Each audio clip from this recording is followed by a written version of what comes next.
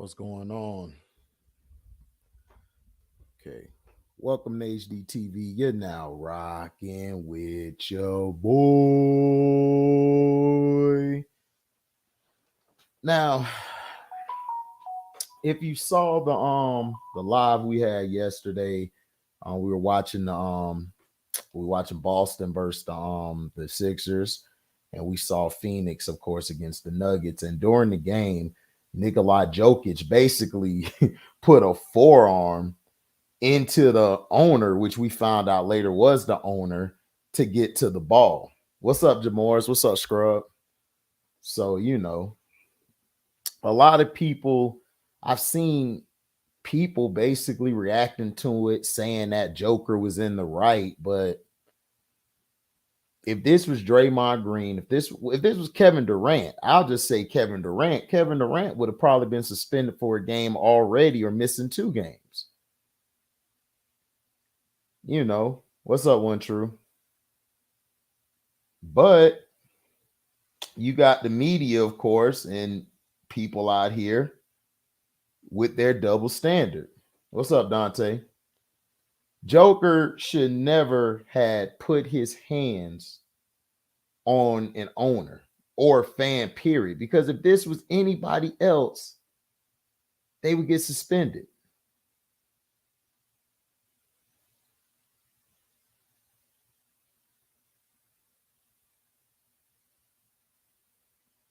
They would be suspended. They would be suspended probably like right away. It would have came, the decision probably would have came out this morning saying, oh, we got to get rid of him.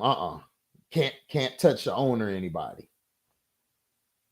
So we know the double standard, and this is the double standard, and this is why I said that Nikola Jokic should be suspended for the rest of the series or just for a game. Like, he should at least get a game, for what he's done. Because if this was anybody else, we already know what would have happened. We already know what the outcome would have been. So we know that they're not going to really attack this or anything like they should. Right. Draymond would have been out the rest of the series. I agree.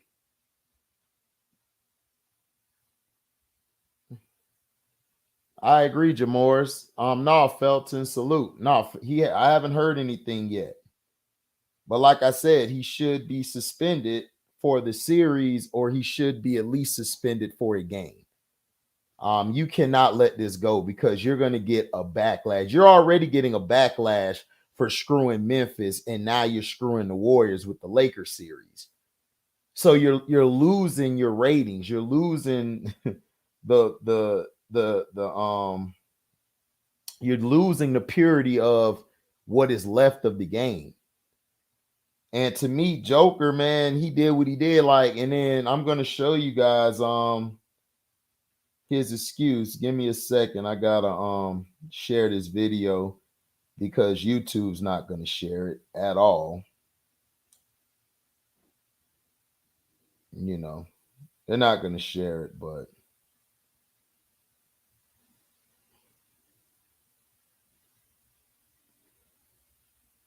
you guys know how it is. I haven't seen in the suspension yet. I think they're still talking about it. Right, he should be. He should be. I agree.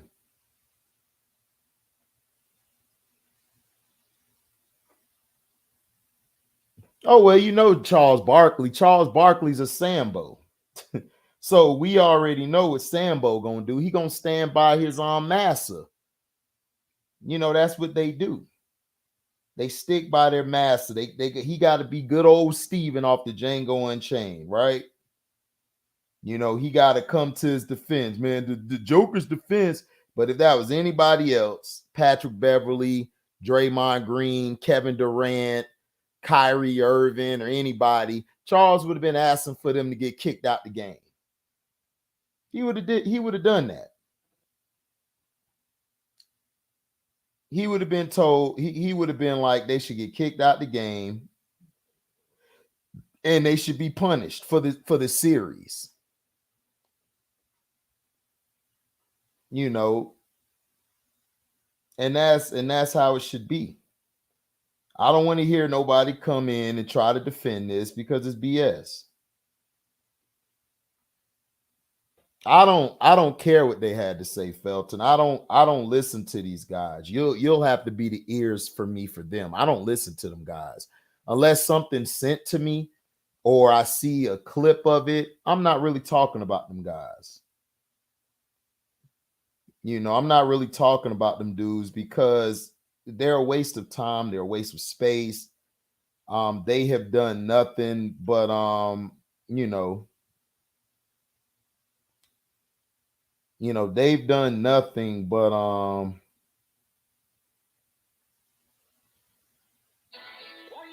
they've done nothing they've done nothing but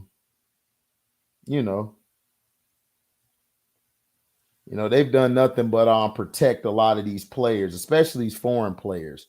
But if this was, like I said, Draymond or anybody else, and they would have pushed somebody like that, they'd have been suspended. Like right away, it wouldn't even been waiting this long.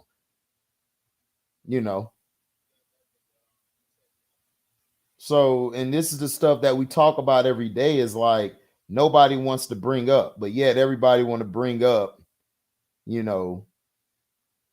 want to bring up Dre or anybody else who does something.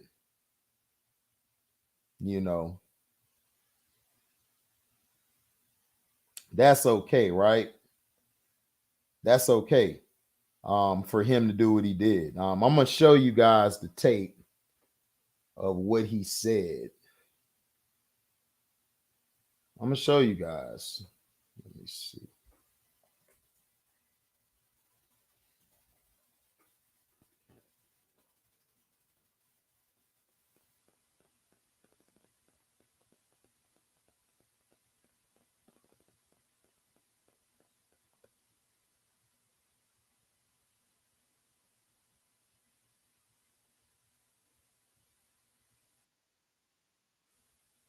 Hold on.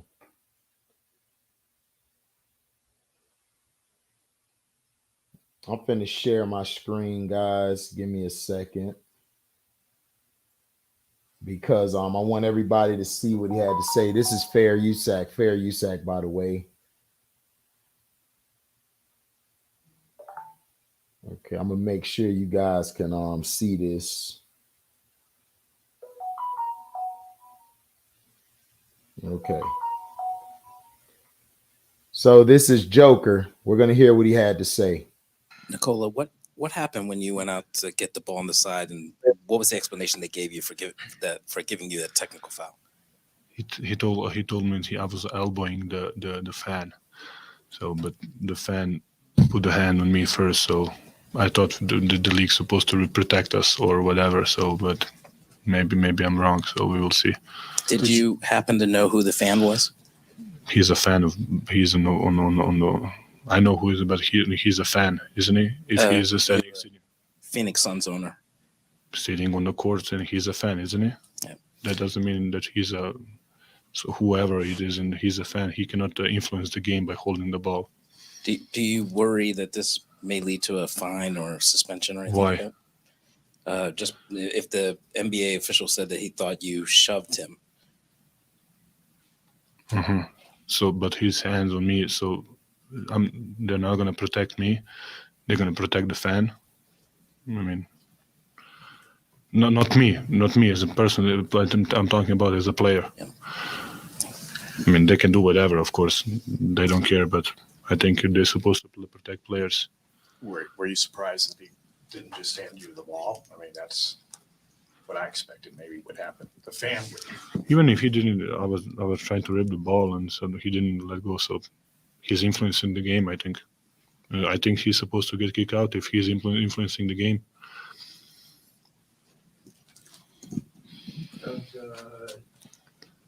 Why did you think taking on you Why did you take it upon yourself to retrieve the ball? What? Why did you take it upon yourself to retrieve the ball? The referee could have retrieved the ball. Because Okoji was on ground and we had an advantage 5-4. Now, you guys heard that, right? So basically, Joker's saying he's above reproach. I mean, this is what athletes, especially black athletes, have been saying for years, that the people on the side of the court and all of this stuff, they've been asking we should get protected, but they don't get protected. They only give guys like LeBron or whoever's on his squad or his agency the right to throw fans out. You know what I'm saying? Plus, it was in the crowd. You could have just went to the baseline. Why are you trying to fight with crowds? And this is what I'm saying. He feels he's above reproach. He feels like he doesn't have to follow the rules. He feels like that, you know, that owner, somebody's a fan now. I mean, like I said, the NBA needs to suspend him either for the rest of the series or for a game. You know, people will probably look at this like, oh, you just won K. This ain't got nothing to do with KD winning. What if KD pushed the Denver Nuggets owner? What if they would have pushed the Denver Nuggets owner or any owner? What if Booker or somebody would have pushed the owner? You think they would have got that much leeway? You think they would have gotten that much pull to say, oh man, it's all right. You know, it's all right, Joker. It's okay for him. But you know, you guys should have came out with the the NBA should have come out with a suspension right away. Either for the game or the series. But I guarantee you, if they allow him to play, this is going to be a burning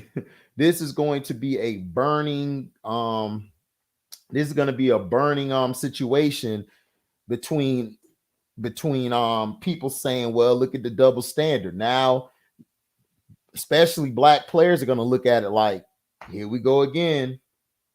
Another guy above reproach. Yeah, he's a big kid.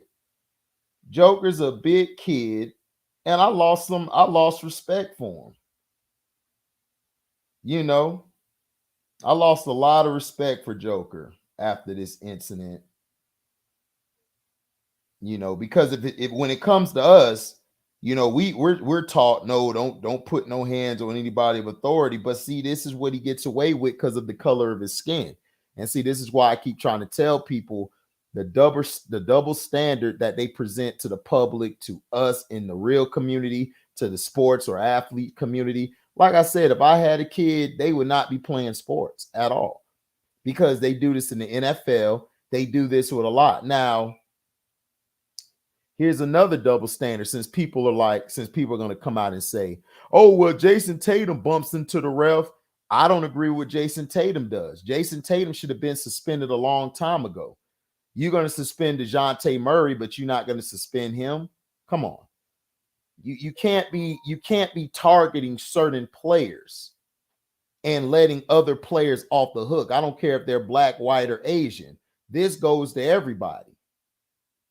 Because Jason Tatum should have been suspended a long time ago because he done bumped into the ref every time he had a chance to. Every time he had a chance, he bumped into a ref. Right?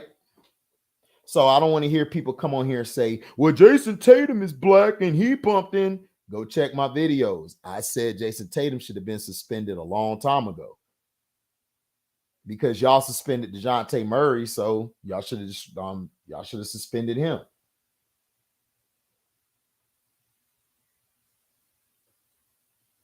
No, I joking wasn't gonna push no Isaiah. No. Yeah, Isaiah grabbed his jersey to diffuse the situation. Exactly. Well, he should have got ejected from the game. Because if this was anybody else, if this was Draymond Green or Patrick Beverly, they would have been like, well, look at their track record. If it was Dylan Brooks, they would have threw him out the game. But he could stay in the game? Come on. If you don't see that's a double standard move, then I don't know what to tell you. That is real double standard.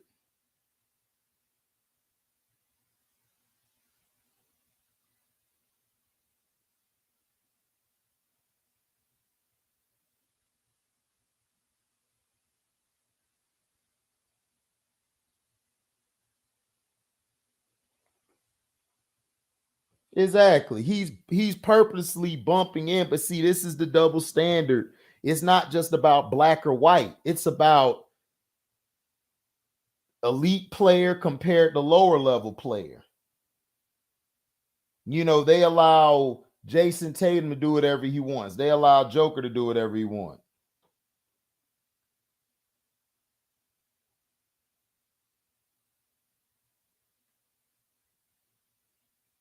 So this is how it is. And, you know, people are getting tired of it. Right. He should get suspended.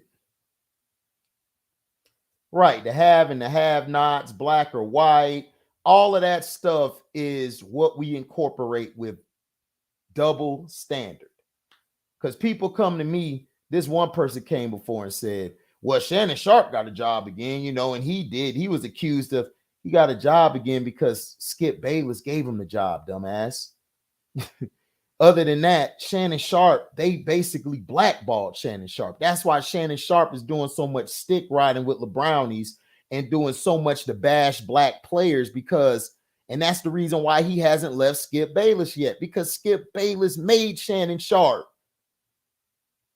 Yes, Shannon Sharp is more entertaining. Yes, he's a better draw than Skip. Better draw than Skip. More how do you say? More passion than Skip. Skip has passion too, but it's that Shannon is, you know, he overflows with that.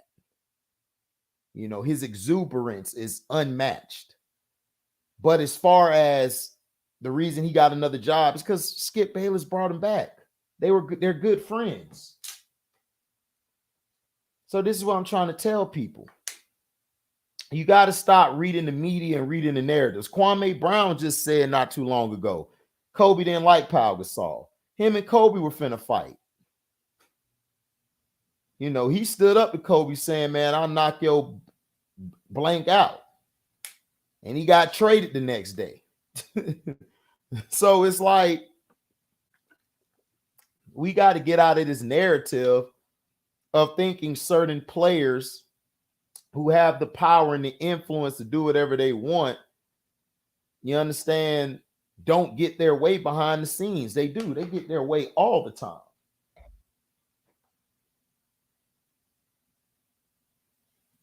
They get their way all the time.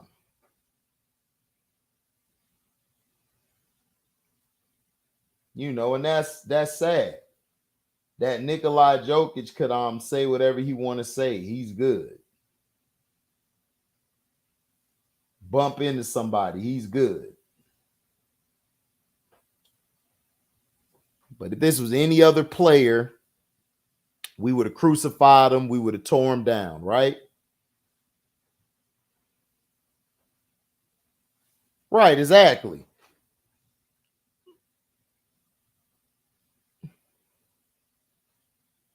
The NBA don't care.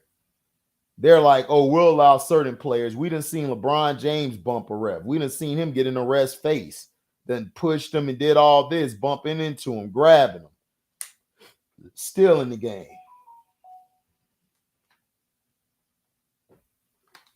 Right, they're gonna protect any star player, right? But Jason Tatum ain't been doing shit this whole playoffs. Jaylen Brown's been the one saving his ass and the supporting cast, but if this was Jaylen Brown who did it, you think Jaylen Brown would have got away with bumping the ref? No. Because they don't see Jaylen Brown as that. They see him as a bad batch because he was out there trying to help Kyrie Irving.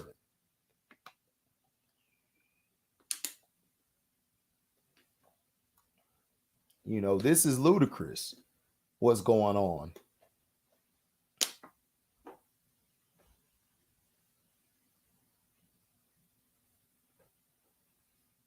Right, exactly, C-Pen. According to what I'm seeing in the rule book, he should be suspended, but since he's one of the main stars, he'll just get a fine. Exactly. And that's the facts. That's the facts.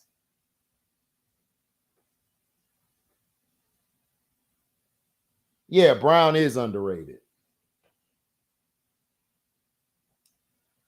I mean, yeah, C-Pen, but at the end of the day, they suspended Draymond when he kicked LeBron. They suspended other players who have bumped into any fan or ref or owner. So he should get the consequences. I don't care if they win or lose or not. It's the rules. If you present to us saying that that's the rules, you know what I'm saying, that you can't do this, and you allow him to play, then it's like, okay, then. So if we see somebody else do it, they would have got suspended. Draymond would have got suspended for the whole series. You know, Pat Bev or anybody. If Kevin Durant would have did it, man, they would have suspended Kevin Durant quick.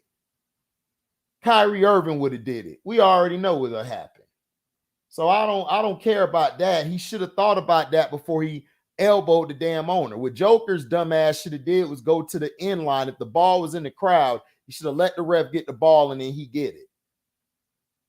You know you're in a hostile environment. You know you're in a hostile, you're in a hostile place. Me, I would have went to the baseline and waited for the ref to get the ball. But you want to take it into your own hands because you know that you're a star, and also your skin tone helps you as well. You could get away with that, which he knew he could. So that's why he did it. No, it's not about being hard. It's not about being hard. This ain't about what you can do. We got to get out that mindset. We can't judge a player because of what he does on the court to in real life he's that way.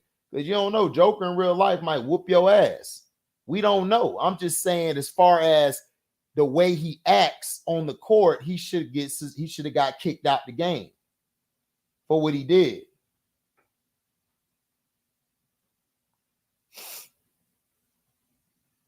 Well, he got his influence from his two brothers, but I don't care about him or his two brothers. You should be suspended for what you did. I mean, for what you've done. If not for the series, you should get a game. And this is why I don't like this NBA. The NBA is terrible. And this is why. If this was the NFL, you bump into a ref, you getting tossed. Now, if you're Herbert or you're Josh Allen or you're Patrick Mahomes, hell, not even Patrick Mahomes, I believe, would get away with that. I've seen Josh Allen bump into a ref. And I think if Pat Mahomes or Lamar did that, I think they would get thrown out the game. I mean, I think they would get on a flag, or they'll probably be possibly thrown out the game. So it's a double standard, and plus it's the have and the have-nots.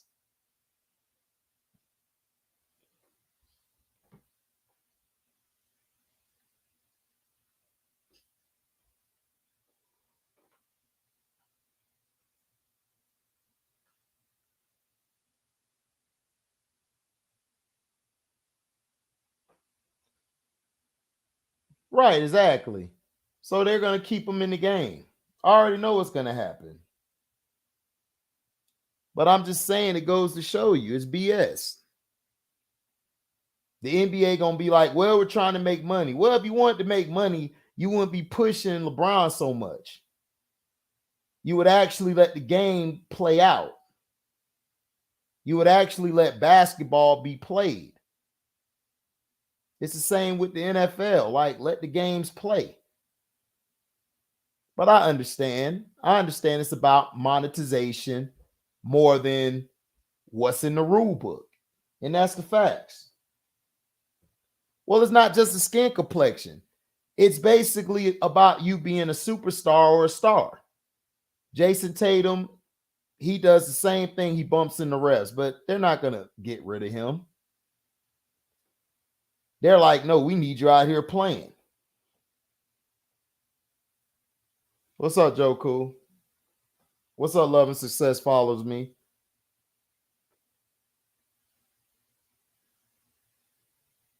Right, exactly, love and success. I didn't see them saying trying to make money when they suspended Draymond. They didn't care. They was like, good, we got the glue guy out of there. So now we could do what we got to do. Nobody cared when Iggy was hurt, Steph, all these guys was hurt. But then when it comes to LeBron or anybody else, if it don't matter. KD could have been hurt. They like, man, we don't care. That's KD. We hate him. But if it's anybody else, they'll protect that player. And that's what they do. They protect their players. They protect who they love to protect. And it's sick. Right, exactly. They don't care about Draymond like that. But how do you expect us as fans to watch the game when you're doing all this double standard bullshit?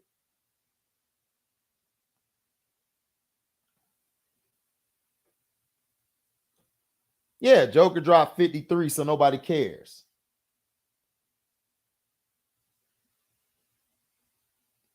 But Joker did what Joker does at the end of the game. He choked. He lost the ball, tried to tip it. That turned into a jump ball. He tried to lay it up and brick the bunny. He does what he always does. Give you all these pretty stats and choke. So that's what it is. Of course, football is worse. Football was trying to push Peyton Manning for years. They were trying to push Peyton Manning for years. They were trying to push the Peyton Manning versus Tom Brady. Tom Brady kept beating him because Peyton kept choking. Peyton Manning was nothing more than a LeBron James. That's all. The guy they was pushing, the guy they was making the guy, and he couldn't close. They never made Tom Brady was never supposed to be the face of the damn league. The Patriots were only supposed to win that one time, which was 9/11. Then after that, Tom Brady was just beating teams. And they hated that. That's why they talk bad about him. That's why they bring up Deflategate. That's why they bring up Spygate to try to deter and destroy what the Patriots were doing. They didn't like the Patriots. They wanted Peyton Manning to be the face, but Peyton Manning couldn't handle the big games. It was supposed to be Peyton Manning, the face of the league. He had all the commercials. They even screwed Steve McNair that year. Remember, they gave the MVP to Peyton Manning and Steve McNair. They gave him co-MVPs when Steve McNair was supposed to win that MVP outright. He outplayed Peyton Manning the whole year.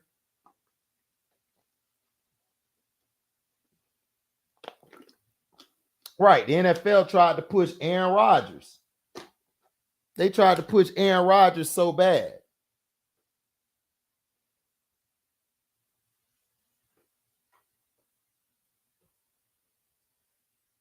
Because Lamar Jackson is what they're afraid of. They don't want the quarterback to be mainly Lamar Jackson's, because then where the white boy going to be at, MDT? You got to understand, the white boy's still trying to stay in the game. Why do you think they're pushing Josh Allen? Why do you think they're pushing Justin Herbert? Why do you think they're pushing Trevor Lawrence, Joe Burrow, this Baker Mayfield guy? They're still pushing Baker Mayfield. You had Bruce Arians come out and said, oh, Baker's better than all those quarterbacks that were drafted this year. How? How do you know he's better?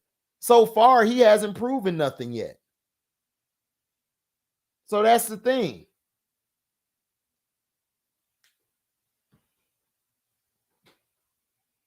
Right, he's too dark. Michael Vick was the same way.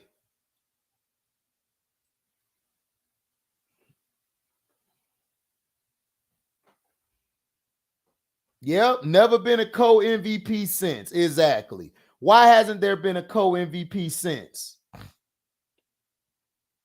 Of course, we know why. We know why there's never been a co-MVP since. We know. We absolutely know why there hasn't been a co-MVP since. Because it's never needed to be. They tried to do it when Lamar Jackson won his MVP, but Lamar Jackson was so awesome and so great with the lesser talent team, they had to give him the MVP. They hated it. Before he got hurt these past 2 years, Lamar Jackson was probably the top candidate to win the MVP. Mahomes wasn't up there early in the season last year. It was the second half of the season when Mahomes took off because they were struggling. The year before that, Mahomes was doing okay. He was doing good. But Lamar Jackson was playing with lesser talent, and he was having a better MVP season. But he got hurt, just like last year. He had a chance to win 2, maybe 3 in a row, but you think they would have gave him that? Hell no. Yeah, of course. They did Peyton and Aaron Rodgers the same way. They wanted Peyton to be the league, but Peyton kept choking.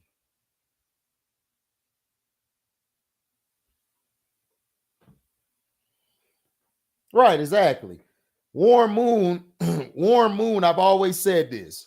Warren Moon is the greatest quarterback ever. Tom Brady is the most winningest quarterback ever. See, a lot of people don't understand what I'm talking about. Warren Moon could throw the ball way better than Tom Brady. He could throw the ball way better than Joe Montana. He could throw the ball way better than Johnny Unitas. Warren Moon, if he didn't have to go play in the CFL, we don't know what he would have been. Randall Cunningham was better than Brett Favre and all these guys. But you know what? It took for him to go to Minnesota to actually show that he can throw from the pocket, which he always could throw. But because of the color of his skin, because of his athleticism, nobody gives him that respect. Steve McNair's up there as one of the best, but he don't get no love.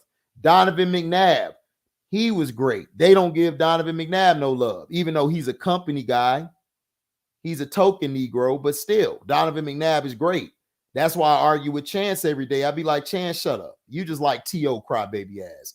Donovan McNabb's great. He's a company guy. He's a token Negro, but he's still a great quarterback. He got those Philadelphia Eagle teams to places that they should have never gone because all they had was a defense and a decent running game. The running game wasn't even all that. Brian Westbrook was the reason they were balling out because he could play out the backfield and he could run in between the tackles.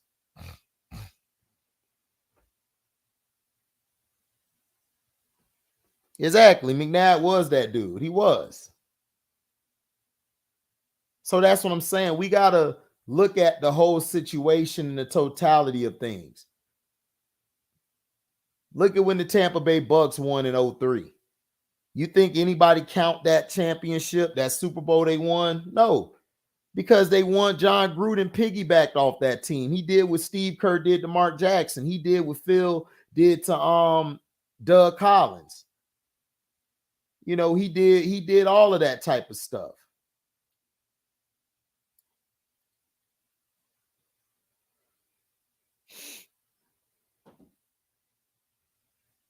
Yeah, 4 straight championship game appearances.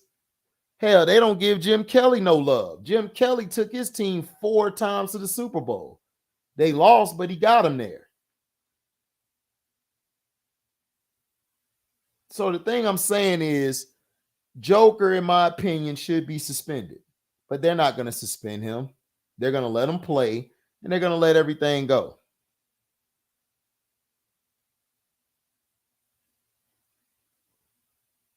Because you know how they are.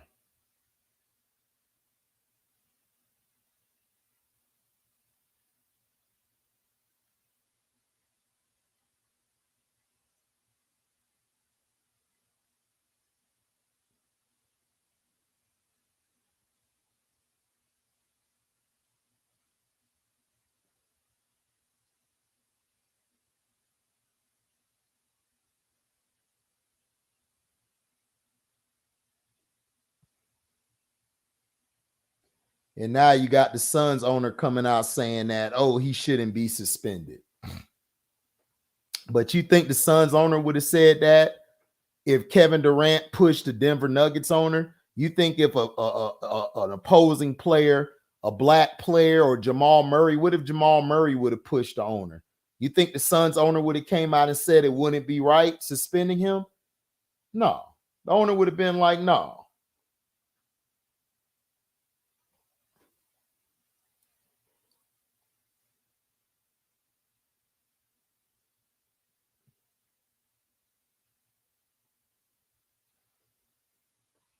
So that's what I'm saying, man. I'm just sick of this. Y'all know if this would have been anybody else, like people talking about, well, it was KD, they would suspended KD. You know they would have. They already don't like him already because he beat LeBron twice.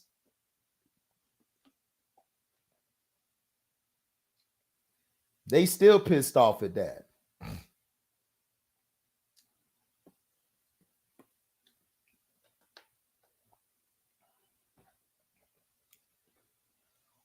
Yeah, he was trash for the Panthers.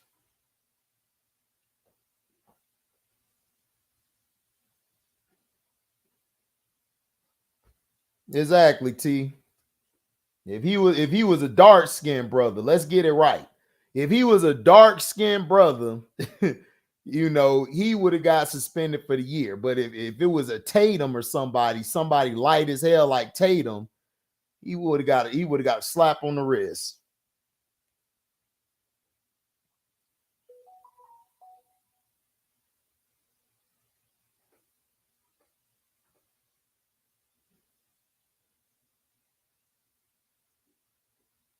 Oh yeah, Kyrie would have definitely been suspended.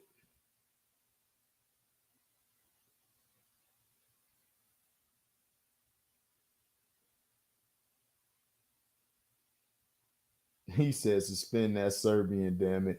You talking from a money perspective. That's what you talking from.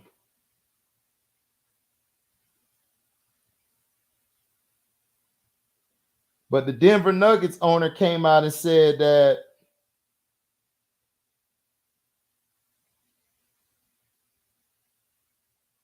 you got all the white reporters, you got the Suns owner coming out saying he shouldn't be suspended.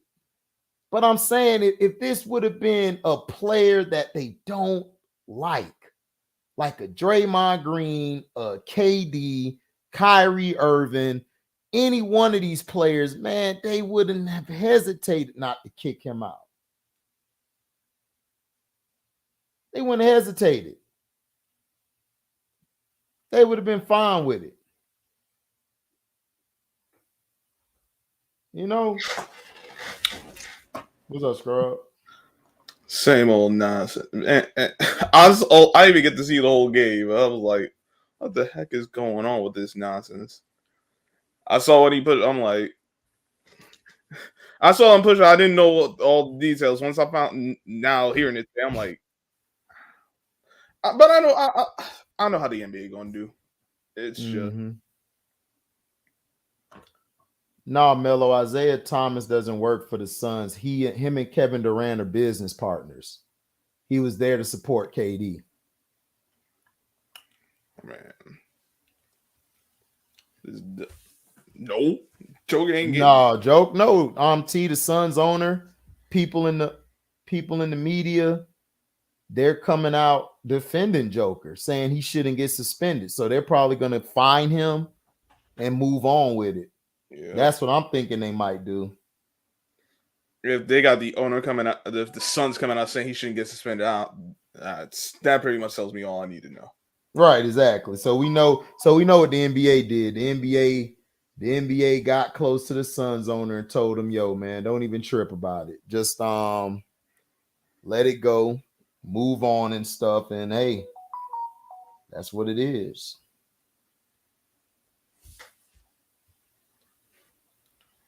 Man, I wish the league liked me like that. Shoot. Yeah, I mean, shoot. You know, you can have team light skin Tatum knocking refs over, pushing refs, and then you got team white boy who can just elbow an owner and they get away with it. But team dark skin or brown skin, that ain't flying. You getting suspended like straight out. Yeah, it's a bailout. But this has to do, people are talking about, well, HD, you light-skinned. Yeah, I'm light-skinned, but I ain't that light-skinned. I'm the Russell Westbrook. It's two different light-skinned people. And I have to explain this to people. You got the light-skinned people who are really dark-skinned, like real dudes. Brown. And you got the real light skins who they roll with white people. They get the white privilege light skin. So y'all got to understand that's what they're doing.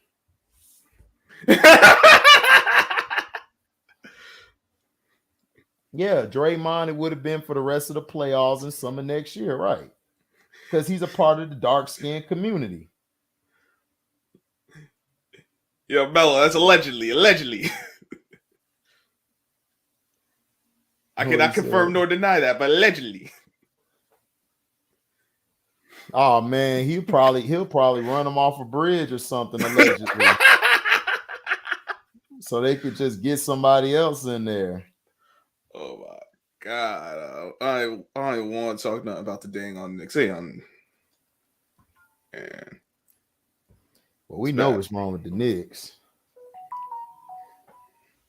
My question is, what's right with the Knicks?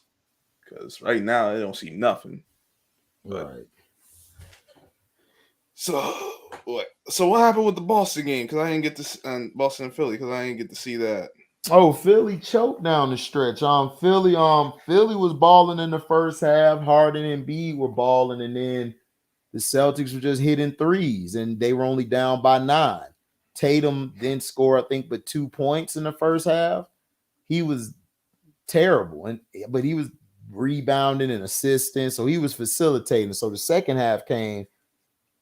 The Celtics on Brogdon, Derek White, Horford, the supporting cast balled out.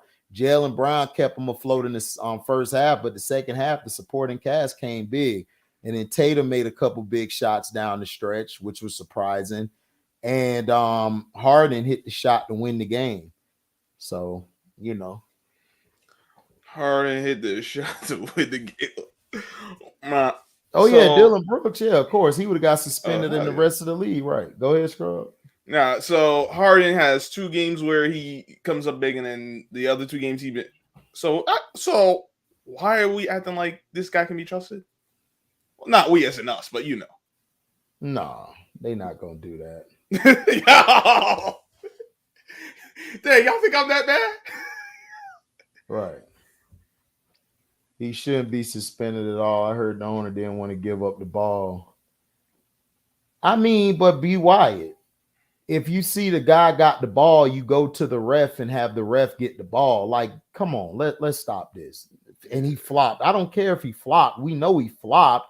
The whole thing is, if it was a dark-skinned player or a player that they didn't like, he would have got suspended.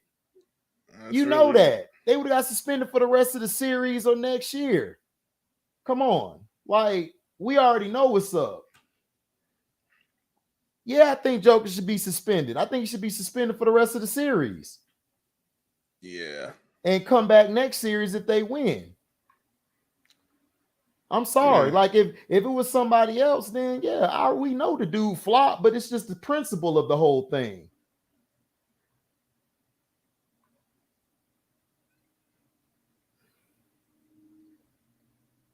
So, you know, it's not an issue of whether, you know, the owner flopped or not. Yeah, the owner should have gave him the ball or whatever, this and that, but still, he's a fan on the court. You let the referee or you let security deal with that. That's the thing I don't understand. Like, why would you even put yourself in that situation? Because Joker know he wouldn't have been suspended. He know he probably would have got a fine or whatever. He didn't care. Because he know you heard him when he talked about it just now. Yep. He sounded very overprivileged and sound like, how dare they talk to me like that? That's what I'm saying. This is what happens when you spoon feed these dudes the day in the game. You spoon feed these guys. Man, it's legit. It was a question like, what did you just say? Like, but be wide. It don't matter who win this series. The Lakers are winning the championship. I'm just watching the basketball games without LeBron because those have been the best games. Like, I already know what's going to happen with the Lakers. The Lakers going to win the championship. They're going to talk about how LeBron's better than Michael, better than Kobe, and all of this crap. It's like, bro, I already know the pattern here.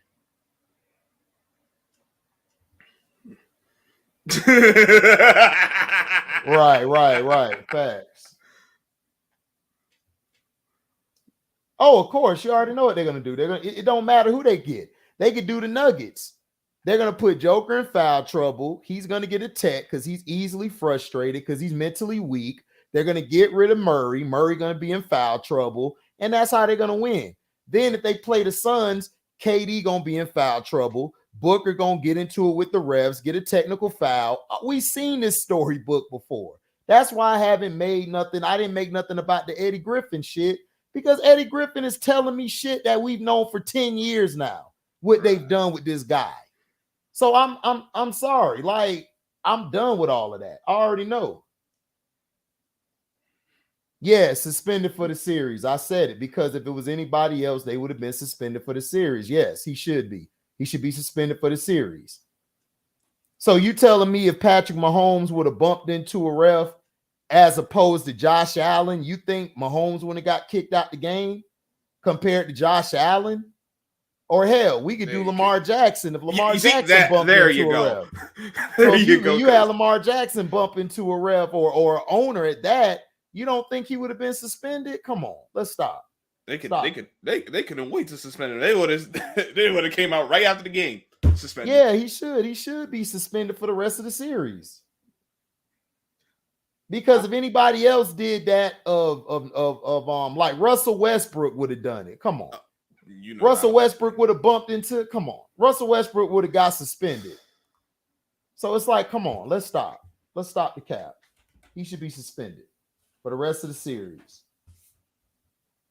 No, it's going 7. I mean, I still got the Suns. I told everybody the Suns winning in 7, and everybody's surprised they came back. But I'm like, dog, I don't know why y'all surprised, dog. Denver does this all the time. They don't know how to close. They don't have a good coach to me in situational basketball. And if the Denver Nuggets aren't really, if they're not basically front running or they're not basically knocking their shots down, they're in trouble. Michael Porter's really kept them in the game the past 2 nights. And they still lost. No, they're not giving the Jokic thing anything because the media protects their guys. They protect who the NBA tell them to protect. No, he has not been suspended at all.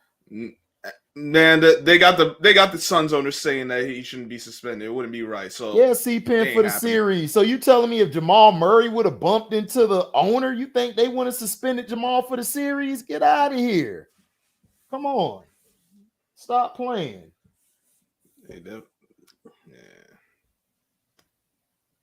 Yeah, they barely beat the Spurs in 2019. Right. I don't trust the Nuggets either. Oh, yeah. Okay. Yeah, I mean, Joker is a great stat sheet stuffer. Like, he's a great player, but I mean, he lacks what a lot of these guys lack. Like Giannis, they lack that will to close the game. They lack it. They're missing that gene. Yeah, they can't. We don't have closers in the league no more. We ain't got guys that are willing to take the game over in the critical situation. Guys, Isaiah Thomas is sitting next to the owner because him and Kevin Durant are cool. Who do you think brokered that deal to get Kevin Durant to Phoenix? Isaiah Thomas. He's cool with KD. They're business partners. Who do you think helped broker that there? Isaiah, who you think was talking to KD and the Phoenix owner? It was Isaiah. What up, T? What up, though? Shit, chilling. You see what up? The league protected that damn white boy. Man, didn't somebody get suspended earlier in the playoffs for bumping the ref? Yeah, DeJounte Murray, remember? Yeah. They suspended DeJounte Murray. And that was some bull. Right. That was some bull because he got pushed into the ref. You know what I'm saying? Yeah, of course. Yeah, C-Pen, of course, he does a lot for the NBA and the league, but him and Kevin Durant are business partners. That's why Kevin Durant ended up in Phoenix. Isaiah, behind closed doors, works with the league extensively, and he helps like players like that who he's close to. So he even helped Steven Jackson, old capping ass. Right, he helped his soft ass because he should have been out the league a long time ago when he was playing for some of the shit he pulled. So He's gonna he's sit there and chuck it up and yuck it up with Charles Oakley. yeah, nah, he ain't Charles Oakley. That nigga Jordan Bag Boy. That's his name. Excuse me. or the carrier of Jordan's bag. You're right. That's his name. I remember somebody was trying to get mad talking about Oakley. I'm like, nigga, Oakley's a bitch, dog. Like he is a bitch. Like, get out of here. Y'all only like him because he was fighting and doing all he was an enforcer. He had no game. Like he was getting out rebounding games where it counted. Fake enforcer, man. He wasn't gonna get live with nobody who's real, Dad. Right. He just like how Draymond is. Draymond get live with people he know he can get live with. Yep. Draymond know he ain't gonna step nobody else. Nope. You saw when Boogie went off on their whole team. You see he ain't go after Boogie, but he know Boogie would have sparked him. Of course. Right then and there. He ain't go at nobody. He ain't go at Zebo. He ain't go at none of them niggas. He already know what's up. See, that's what I'm trying to say. Like, they know who to go after, who not to go after. You saw that shit what Kwame was talking about the other day. Shit, Kobe knew who to punch. He punched them soft ass niggas. He ain't punching me. You know, that's just facts. And I was traded the next day. So, you know, that's how it is. Yep. You know, that's just the point of it. Come on now, C-Pen. Tell me who asked you that question so I could go blast they dumb ass. Oakley was never in the atmosphere of Rodman. It's not even close. That was actually that's who the Knicks really needed was Rodman. If they would have had Rodman, they could have won. That's who they were missing. Yeah, but see, they wouldn't have been that. Like, you needed somebody to be able who could help Rod, you know, like help control Rodman and shit, man. Right. Yeah, that wasn't gonna help. He just went there and did what he wanted to do. Right. What up, Phil? I think Miami gentlemen sweep the Knicks. No, I think they're gonna help the Knicks in Game 4. They're gonna have this series. Yeah, this series going 7, guys. Like they got to make their money. Remember, they helped the Knicks win Game 2. Right. So they gotta win their money. They can't have all these series. The only series that probably will go 6 is the Laker and Warrior series because they want LeBron to have rest against whoever come out the Phoenix and Nuggets series. But either or, Scrub, you need to talk to. And them bums. Go ahead, T. Oh, okay. Yeah, Scrub, you need to talk to your New York brethren, wait, which one are you talking about? You talking about all of them? You talking about them niggas is kind of delusional about what's going on and shit. You know what I'm saying? Let me tell you what's going on. What's up, Phil? You want to go? Well, no, just saying how many games y'all think it's gonna go. I think 6, honestly. I think all of them going 7 except the Lakers series. Yeah, they all going. I would say 7 for the Knicks, but with how they playing out, I don't trust them. We saw how they played, you know, in the first game. They still pulled off the second game because they had some breaks at the end. They did, but at least the first game they showed up for the first half. Game 3, they ain't do shit right. I think the Phoenix game goes 6. Like Jimmy Butler against the Nuggets? Nah, I don't see it because KD, dog. I don't think KD. Because I just read the title. So did they suspend him or no? No, they ain't suspended him. Okay. No, but Kevin Durant, he's expelling himself too much on both ends of the court. So I see that going 7. I think it's going. Yeah, that's going 7, bro. I would say that from Jump Street. That shit going 7, man. Yeah, because KD and Payne down the stretch, man, and were killing. They was getting to to the hole. And you know they want these teams to wear themselves out for whenever for LeBron and shit. You know what I'm saying? Yeah, that's true. You already know. I think the next game gonna go. I think they going to 7 for sure. Yeah, they going 7. I already do. They've been hyping this up. They've been playing old Nick and Heat games all day and shit. That shit going, they pushing that to 7. They gonna have to because the Lakers series, people really ain't caring about that series like that. Yeah, that's true. They care about the other series. The Phoenix and Nuggets series been the best series so far. Yeah. That's the only one that's tied. Too, yeah, that's the only one they going at it. Yep. What's that 76ers and Celtics? What's that one? It's 2. That's 2-2. That one's 2-2 as well. That's 2-2 too. Yeah, the Philly choke. You know that's going 7 because they ain't go. They got to figure out which team is going to choke the worst. You know, Right.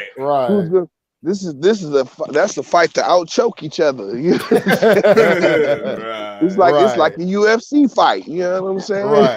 Right. We gonna see who's the real 2 Scottie Pippins. The Sixers or the Celtics. Who's the real 2 Scottie Pippins? Listen, it's 3 Scottie Pippins in Philly, boy. Oh yeah. Facts.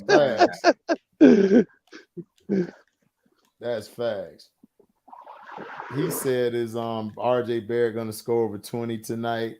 My parlay depends on Scrub. What you think?" Oh my God! I don't think so. Don't count me for no RJ Barrett. I'll tell you right now, Melo. Don't count on me for that. Just find someone else. T-Hub, we know you say the Nuggets in 6. First you said it was gonna be a sweep. Now Nuggets in 6. We know you hate KD, bro. We know. Nah, you can dog. This nigga KD has been destroying that. He's been destroying that. That's what I've been saying about Nets World and T-Hub. They like Booker carrying him. I'm like, where? Booker carrying what? He scored a lot of points. I'll give him that, but carrying? Where? Yeah, cause see, like Booker, he got them spells where he go hot and cold and just be throwing up some bullshit. And Well, you know who be there scoring the whole time is KD. You know what I'm saying? Right. This nigga KD be going nuts. He went nuts. He got to all he got to do is get to that elbow and let that bitch fly. They can't guard him there. That's an unguardable shot that is. Yeah, but that's the key. Them niggas can't let Booker go off like that. You know what I'm saying? Like they had a tight rap on Booker in the first 2 games and shit. In the last 2 games, nigga, they didn't let Booker go off on their ass. You know what I'm saying? Right. And then they try to shift the defense to Booker, then KD go for the kill. CP3 coming back next game? No, he's out game 5. He's probably coming back game 7. He don't even need to come back at all, period. Honestly. Who you talking about? CP. You know, the CP injury. Come back, he gonna throw off their rhythm. He gonna mess it up, dog. He gonna throw their whole rhythm off. They better with just having Payne in there. Man, we was talking about this last night. Payne should have been a starter for like about 2-3 years now. Yeah, he should have been the starter last year. Yeah, Dad. That's what because CP run way more smoothly. Yeah, but CP like LeBron, they don't want to come off the bench. They want to hog all the damn light and attention. It's like, bro, y'all old. Let those young bucks run and come off the bench and give your 20 to 25 minutes and be done with it. You can win the game all. They still want to give you your props for winning damn championship, right? So like, because you still want to contribute. They don't want to be the reason that they won and shit. Right. You can be the reason off the damn bench though. True too. That's true. Yes. Chris Paul ain't been that dude like that in about 10 years, dog. Yeah, that's true. Yeah, KD and Booker averaging like 35 a game. Yeah, I know. Yeah. That's what's killing that's what's killing the Nuggets because they got a bunch of bodies, but them 2 niggas, if they go off, it's hard, dog. And then KD defensively. And then what's the name? KD. It's the way they're doing it, though. It's the way they're doing it that's hurting them. You know what I'm saying? Like the nigga Booker is shooting got to be shooting like 60%, dog. You know what I'm saying? Like crazy numbers, dog. Yeah, but see, Booker not selling them for them dumbass threes. He's getting to that mid-range shot, and that's what he should have been doing because nobody guards the mid-range anymore. Yeah, that's the easy shot. See, that's the thing. He can get. That's why he was getting off in the Clipper series because he was just getting into the mid-range. Like you can get that shot anytime. Yeah, they went there, but they got off because Kawhi wasn't there. Yeah, If that's Kawhi of was course. there, that would have been a whole different series. Well, of course, but I'm just saying, like, you saw it get to mid range. They ain't gonna defend it. That's a shot you've always been able to hit. Why overcomplicate it? Cam start over CP. You say heck no. We know why you say heck no, T-Hub. You want KD to lose. We know that. Yeah, I just know when he come back, though, they whole rhythm gonna be thrown all the way off. Oh, of course it is. Yep. Question at that point would be what rhythm? Right. Yeah. Yeah. I honestly though, I think the reason, because campaign he been hurt most of this year, and I think he was hurt a lot of last year too. And shit. He was hurt in the first round. He was hurt in the first round. That's why they struggled against the Clippers. Because if he would have came off the bench, their games would have been a lot more easier. So they were forced to have KD basically to have to facilitate and shit. Because nobody else can facilitate really on that team. Booker, he can bring the ball up, but he's not a facilitator. He's gonna score. He's just a two guard. Yeah, he's a scorer. Right. KD is a better point than him because KD thinking about the team. He plays within the team. That's why KD's so successful, because he's more with the team and shit. Whereas Booker, he like, I'm jacking up a shot. F the team. I'm getting mine. And right. That's all there is to it. Right. And then you got Aiden, you know what I'm saying, what he does and stuff. If he ever come alive, he just gonna give you. Nah, he just need to leave Phoenix, man. He gonna give you 15 and 6. That's it. Yeah, he need to go from Phoenix. Yeah, you lucky if you get that from him. But you see, but this is what Phoenix wanted, because it don't make sense. You from the damn finals, what, 2 years ago, when they lost to the writing was on the wall. And they kept him because they didn't want to give him up for nothing. And sometimes it's just they've been better cutting losses. I think that's going to be their undoing at some point. Whether it's in this series or, well, if it's the Lakers, we already know how that's going to go. Well, Miles Turner, I mean, I don't know what everybody's seeing Miles Turner. I never liked Miles Turner. I think he overrated. That's me. But everybody like Miles Turner. I don't like him and stuff. He alright. Yeah, I about to say he alright. Yeah, good sorry nigga. You know what I'm saying? Yeah, he's good sorry nigga, right? You know, he's good. Like, as far if you gotta, he's more of a 4, a stretch guy. Like you would put if you had a 5, you know, you'll be straight, like a real natural 5 to put with him. You know, that'll be fine. But he gonna play outside in all the game, and you already got a guy for that. You got KD playing the 4, so you're not gonna bring him in. You want to bring in, like, the white boy came in. He's a natural 5. He gonna play down in the post. He gonna battle. Honestly, the white boy is he's really the one. He's giving them niggas problems and shit on the board. He's changed the series. He's changed the series around. And this is why I try to tell people this is the importance of your role players.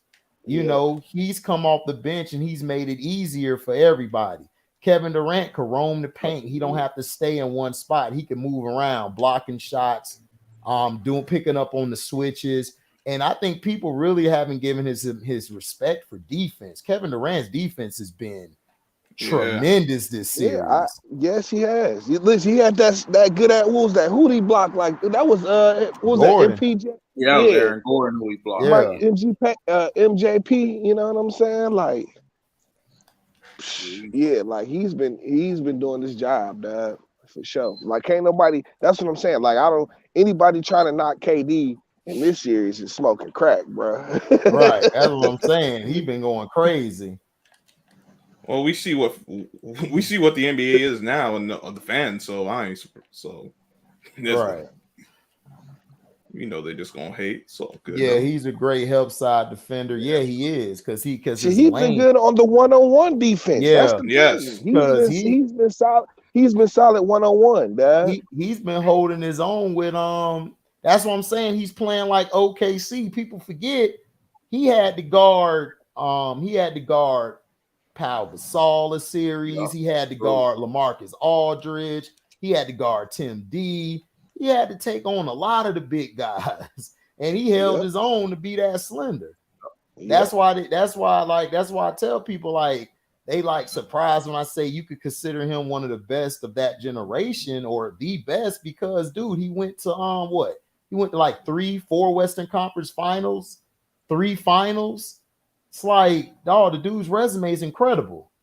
I mean, I don't know what to tell people. Yeah, because I mean, KD's always been a solid Seattle defender. that 1 year, wasn't it? You said what? He was just only in Seattle his rookie year before they switched over to OKC. Yeah. Right. Yeah. And his rookie year was crazy. He was balling his rookie year. They just had a bad team. Because I think, like, okay, so he did that 1 year in Seattle, then he went to OKC. Right.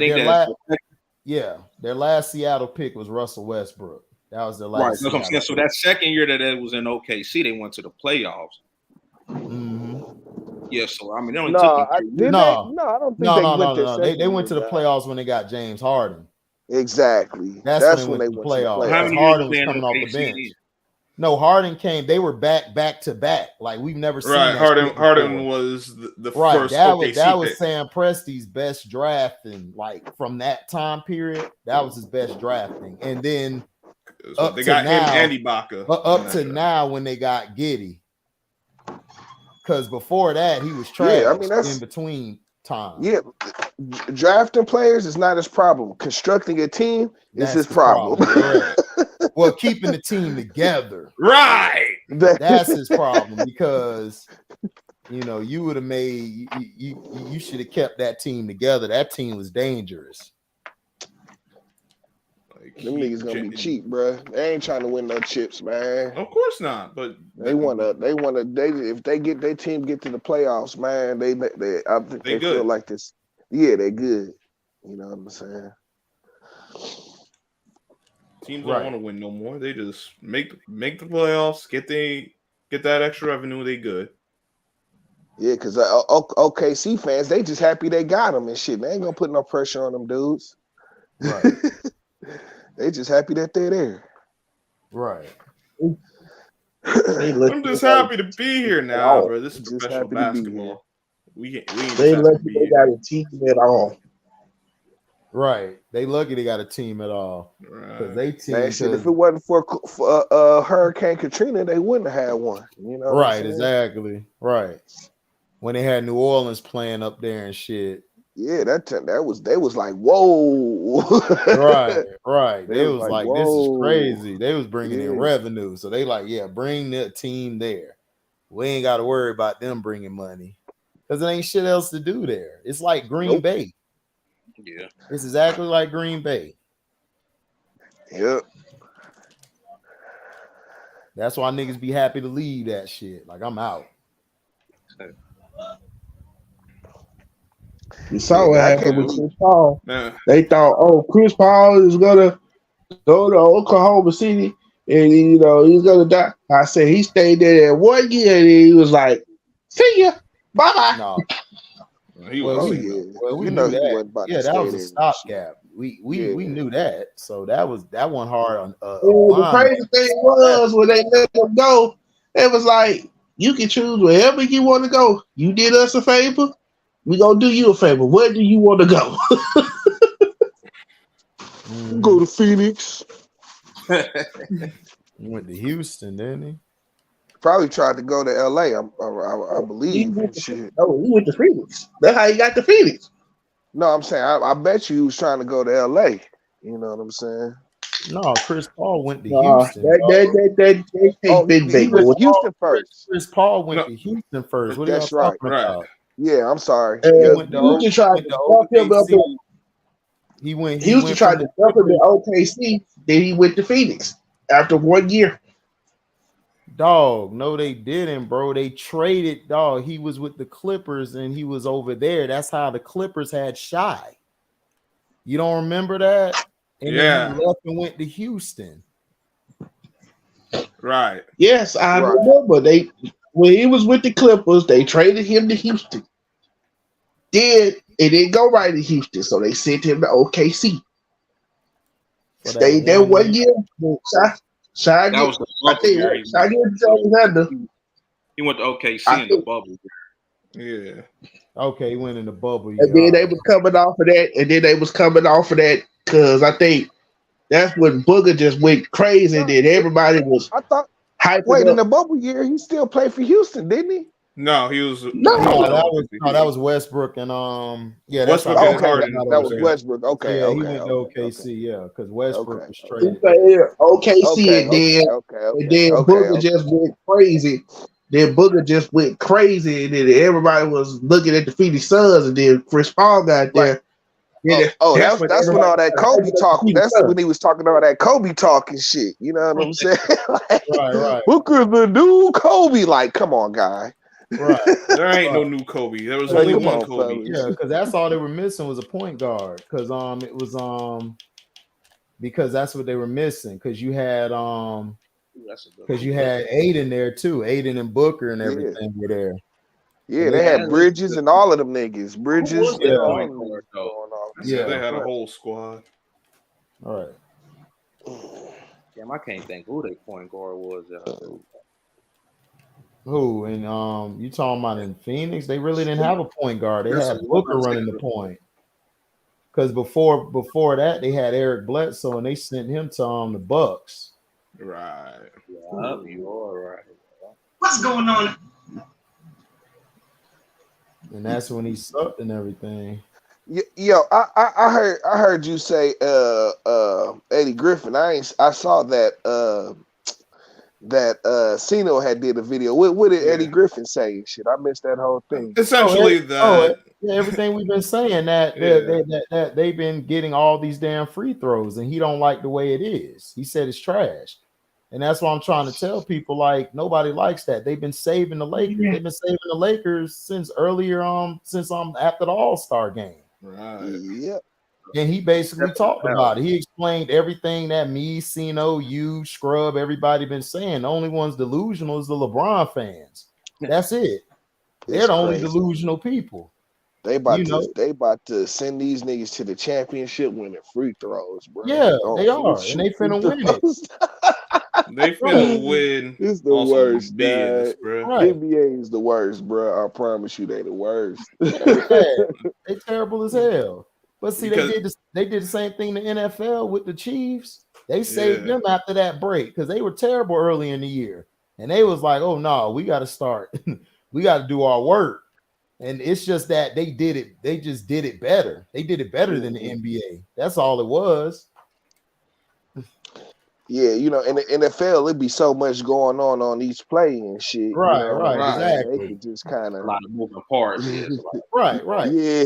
Right. So you can make something look like something and shit and make it look good and everything. And then, you know, C Penn talking last night. I told him, look, man, you and Chris C, y'all the same, nigga. Y'all both y'all teams can't carry. Right. We don't care. I mean, this business. I already know what's going on, so I don't care. And he talking about the Tampa Bay thing. I'm like, dude, y'all supposed to beat Tampa. Y'all problem is Andy Reid's stupid. He gave us the game, so we told him thank you. We shook his hand. You just want to run 50 plays. I already knew that was set up for y'all to win that year. Because it was too suspicious. I'm like, wait a minute.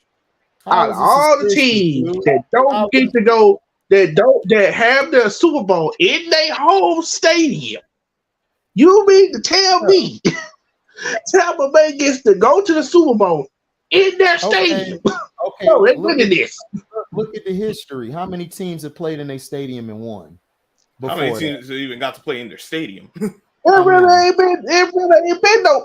That's why I said it was suspicious, because it really hasn't been anybody to play a Super Bowl in their stadium. Okay, so if that was the case, then why did they set us up to play the Saints in the playoffs? We suck against the Saints. Because they knew that Drew Brees. They knew that Drew Brees was done. They knew they. I'm like, things didn't start going south. They could have lost. Wasn't that game like 9-3 or something like that? Yeah, like that was it was like 9-3, right? Jameis Winston threw the only long ball for the Saints. Yeah. But it wasn't even a problem until tight end fumbled the ball. That's when it started going downhill. When the turnover started. Yeah. So the Super Bowl was set up for Tampa. The game that you should have been worried about was the Washington game. The Rams, they carried the Rams. We knew that. Oh yeah, you know that was so bad. I told you and Cino that they was going to the Super Bowl and they was gonna win it. I told both of y'all that. I was like, bro, this thing is too suspicious.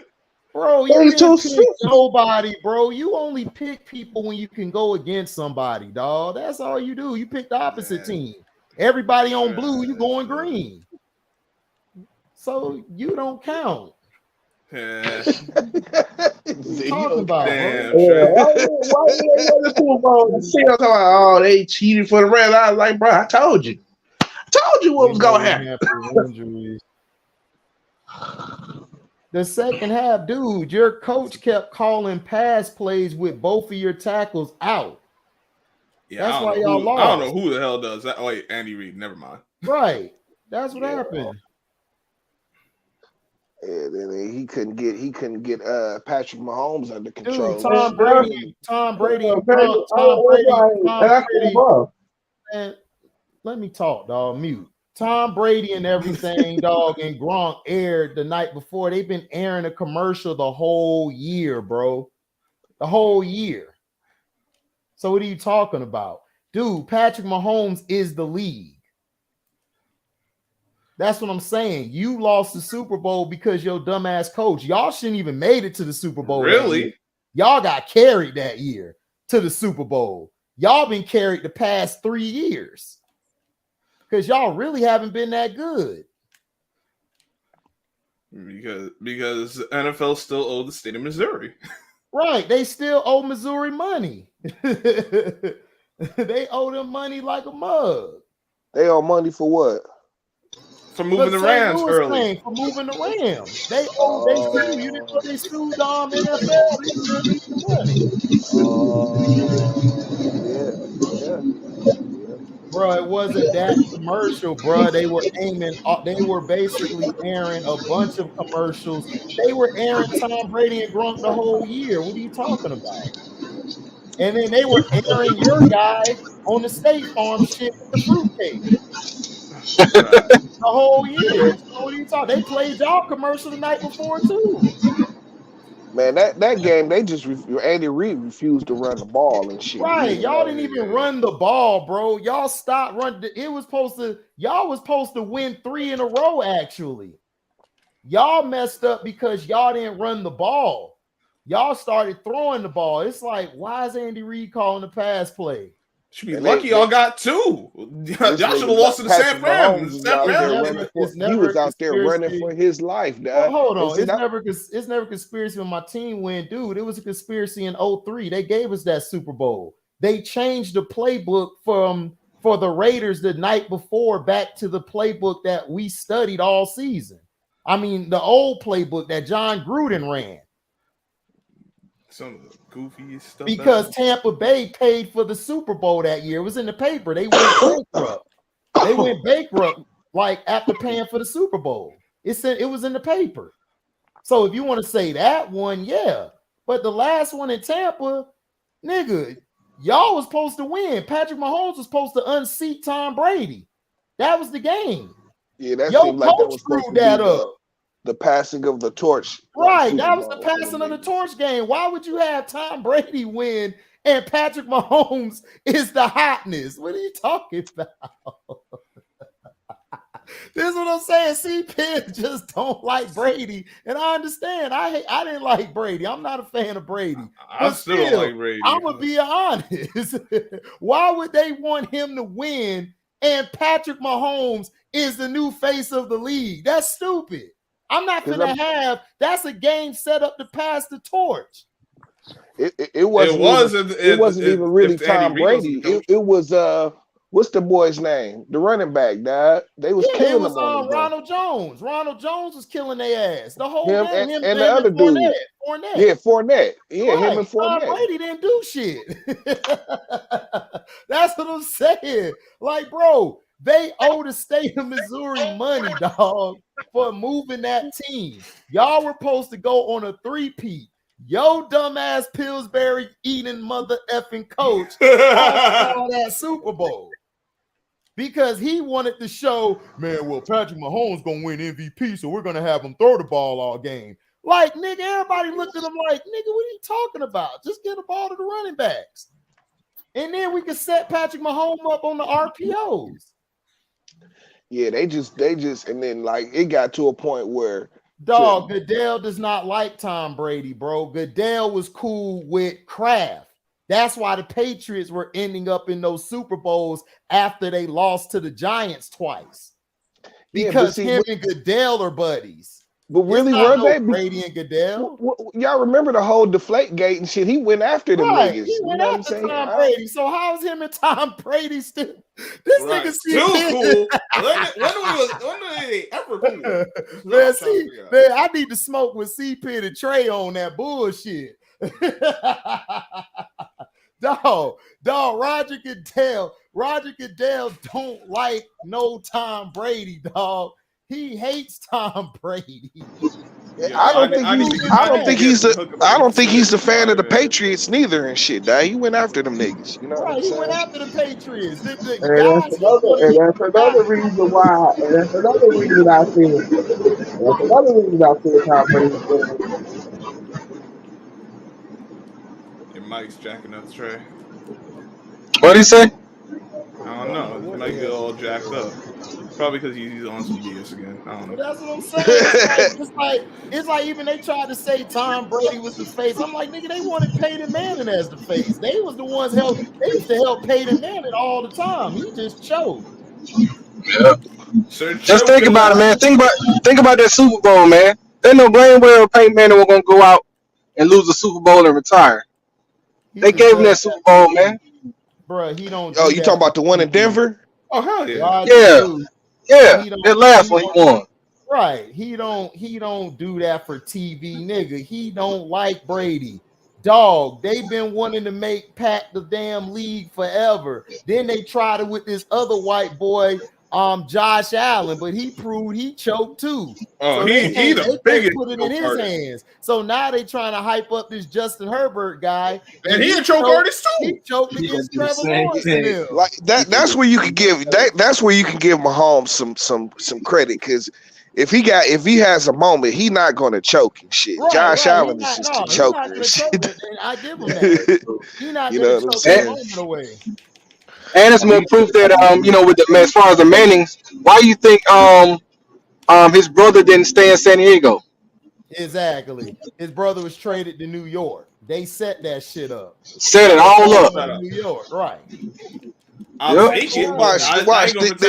Isn't there a Manning about to come out like in a year or so? Yeah, that's going to Texas. Their nephew. He have to go to Texas. That's their nephew. He gonna be out in 2 years. Yeah, he going to Texas. 3 years. Excuse me. He got to play 3 years. Yeah, because he about to go. He about to go quarterback for Texas. Yeah, he gonna be there next year. This upcoming year starting. Okay. Yep. He gonna be the Heisman hopeful. He gonna be the Heisman. Don't be surprised if he goes to LA or some shit like that. You know what I'm saying? Oh, you know he ain't going no small. No, Daryl Jones. He was supposed to do. They gave them the home field advantage after they canceled the game after dude almost died. They gave the Bills home field advantage. They set that up for Josh Allen. Dog, they were running all types of stuff for Josh Allen. Do y'all not see the media? Or the that's how you know who they pushing. That's how I know when everybody say, "Oh, they wanted Tampa to win." They didn't. They were destroying Tom Brady in the media. Oh, it's because of Belichick he won. They were shitting on Tampa the whole year. They set Tampa up for the Chiefs for the Chiefs to win the passing of the torch. Yo, coach Andy Reid choked that Super Bowl for Mahomes. Yeah, I agree. Yep. Y'all don't understand. They didn't want Brady to win no more. They didn't want Brady to win no more after he won those 3. They were done with Brady winning. Y'all, I mean, yeah, Brady winning. Y'all don't see shit. Y'all just hate him so much. Y'all don't see the real shit. I hate that. Once again, why you think the Giants won? Why you think Eli won 2 Super Bowls against Peyton Manning, against your boy Tom Brady? DJ, they did not want Joe Burrow and the Bengals to play the Chiefs. Who had more ratings, the Bengals or Chiefs, or the Bills and Chiefs? Nigga, the Bills and Chiefs would have had more ratings. It would have. What are you talking about? Josh Allen, the Bills were, remember that game they had where they was going crazy, scoring like crazy? That was 2 years ago. That shit was more ratings than the Bengals and Chiefs game when the Bengals won. They only had the Bengals. They only had the Bengals win that game because they wanted to give LA that Super Bowl. Because LA, they needed to get that money they had to get that money back to pay back St. Louis for moving them there. Y'all guys don't read shit. Who are y'all talking about? Man, the Bengals were supposed to get out the wild card round. They're supposed to lose to Oakland. The Eagles were robbed. The Eagles were robbed. And it's supposed to, and that the fact that the Rams won the Super Bowl, that's gearing up for the Olympics. Josh Allen. Oh my God, C-Pen just don't listen, dog. I know you drunk off of this being real. It's not. Josh Allen set up to play your light-skinned fruitcake. Mahomes. He was supposed to play him. That's all they needed him for. Mahomes is going to go to the Super Bowl and he was going to win. Why do you think they robbed Hurts of the MVP and gave it to him? He didn't have no whole better year than Hurts. Are you kidding me? No. He didn't start balling until after the bye week and shit. Like second half of the season. And y'all robbed Kansas City. They was coming back all year, back. You know what I'm saying? Y'all robbed the Eagles on that play at the end when they said it was holding. And they never called that shit when y'all was holding the whole thing. So it's like, what are we talking about? And we know holding happened on every play. Now, why you want to call it now? Right. You want to call it the whole damn night. That's what I'm talking about. DJ, Josh Allen hasn't been to the Super Bowl because he choked, dog. That's why. Well, but it wasn't even him. His coaching. He got terrible coaches and shit. Because they literally threw that game away. They had them niggas beat that one year. Right. And they just threw the ball away. Just threw the game away. It was crazy. But you see, that nigga Josh Allen, I haven't seen since. He ain't played the game that well, dog. You know what I'm saying? Josh Allen got more press, but dog, they were hyping him up so they can have him go against Mahomes, dog, so they can get that ratings. So they can have him go against. They would. Your mic messed up, They would love for Josh Allen to win, but Josh, like, I know, man. My man, I had a bad signal. No, man, Josh Allen hasn't been because he keeps choking, dog. What are you talking about? No, it ain't that he's not supposed to go. He's supposed to go. They want him. Right, he's supposed to go. Like this. Listen, they had him dead to rights beat that one year in the AFC Championship, dog. Right. And the stupid defensive calling, dog. They threw the game away, dog. It literally threw the game away in the last minute of the game, dog. You see, this is the issue with AFC Championship. Then they didn't play each other in the division round. Right. And last year they were supposed to go to the championship, but Josh Allen just choked it away. They choked it away. They want to beat her at the end so they could get each other to go. Who's gonna figure out who's gonna go to the Super Bowl? Josh Allen just didn't play at all. He played like shit last year. He did. You know what I'm saying? Especially going down the stretch. He played like shit. But this is the issue with the Bills. It's like 1 year it's Josh Allen's fault. Next year it's coaching. Then back to Josh. Like, man. Boy, I love losing Super Bowls. Exactly. Man. All it is. That is exactly. Oh, of course I'm gonna believe what I want. You think if I didn't believe what I want, I wouldn't be successful where I'm at right now? I know what I'm talking about because it's the truth. Y'all just don't want to hear the shit, and that's fine. We still cool. We still can go chill. But other than that, nigga, I mean, I don't care what you're saying. I know what's going on because I watch the games and I look at the stuff behind the scenes. So which one is it? Is he supposed to beat Mahomes or not? Yeah, they want Josh Allen to win, but he chokes, nigga. Didn't I just tell you the nigga choked? He choked. The nigga choked. The year they went back and forth with y'all, the coaching staff and the defense choked. He was balling. The following year, they were supposed to win. He choked against the Bengals. He choked. Yeah, that was this year. Everybody choked against the Bengals that year. Right. All of them choked. We know that. We know Stephon Diggs made Josh Allen, but let the media tell you, oh, he's great throwing the ball. He wasn't that great until Stephon Diggs came. That's a fact. Yeah. Because it That's just is what it is. Joe Burrow. Joe Burrow has dealt with a trash O-line for 2 years in a row and almost exactly because Joe Shiesty don't care. He want to win. He built differently.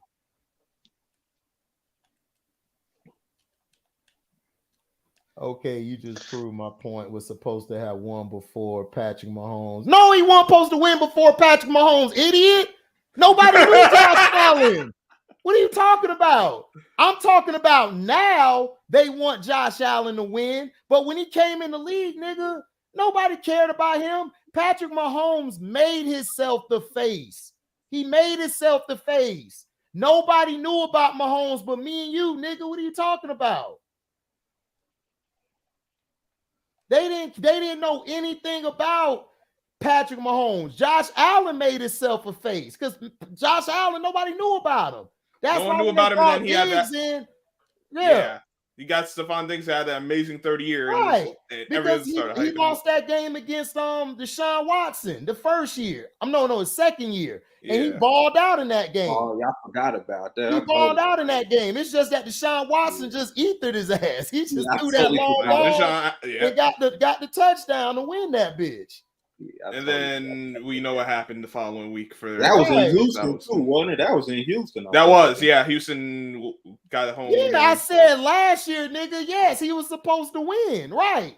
I'm not talking about when he first came in the league, idiot. Nobody cared about either one of them two niggas. Patrick Mahomes, everybody was saying that he wasn't that good because he was under Cliff Kingsbury. This is why when I argue with dumbass Chance about this shit all the time about Kyler Murray with Cliff. I told him Cliff made Patrick Mahomes look trash until I actually saw him in the game against Oklahoma. That's when I knew he was finna be that nigga. Because the nigga got an arm and he know how to improvise. He has one of the best improvising. He's one of the most improvising QBs I've ever seen in history. Like, absolutely. I swear. He's one of the most dog. He killing that shit. Well, like that's why I say I couldn't call Patrick Mahomes a choker and shit. You know what I'm saying? He's not a choker. He known for making the big plays when the pressure's on. Right. His coach chokes. It ain't him. Yeah, it ain't him. It's his coach. Make the big plays. That nigga ain't. That's why I told you in the Super Bowl. Andy Reid choked that Super Bowl. I don't blame Pat for nothing because Pat didn't come with none of them plays. Now against the Niners, he was playing bad, but that was more Andy Reid. Because Andy Reid trying to throw too much instead of run the damn ball. So you know what Mahomes did? F it, I'm going to Tyreek. Why Tyreek? Two big plays. Got him in the end zone. So it's like, bro, like, what are you talking about? Allen was a project when he got drafted. Right, he was a project player. Nobody knew about Allen. He was a project guy. Right. I mean, bro went to Wyoming. You feel me? I mean, but that nigga, he you know, I can't say he's a victim, but he's definitely he has great players around him and shit. You know what I'm saying? That nigga got a squad. Yeah, I mean, yeah, you know what I'm saying? That's where his success comes from and shit. See, you know what I'm that's saying? his success. That's what I'm saying. They put the Chiefs in there because the Chiefs are still owing the whole state of Missouri need money because the NFL owes them money. They're not talking about nothing. So it's like, what are we talking about? Yeah, I knew the Chiefs were going to go because I knew Josh Allen. I didn't think they were gonna go because I thought Joe Burrow would beat the fix, but he couldn't. He lost. But Josh Allen was supposed to go. They were hyping him up all year. And the Bulls with the whole Hamlin thing and all of that. Right, the Hamlin thing. Saying? Yeah, they were supposed to go last year. It wasn't supposed to be the Chiefs. And then how did they? Because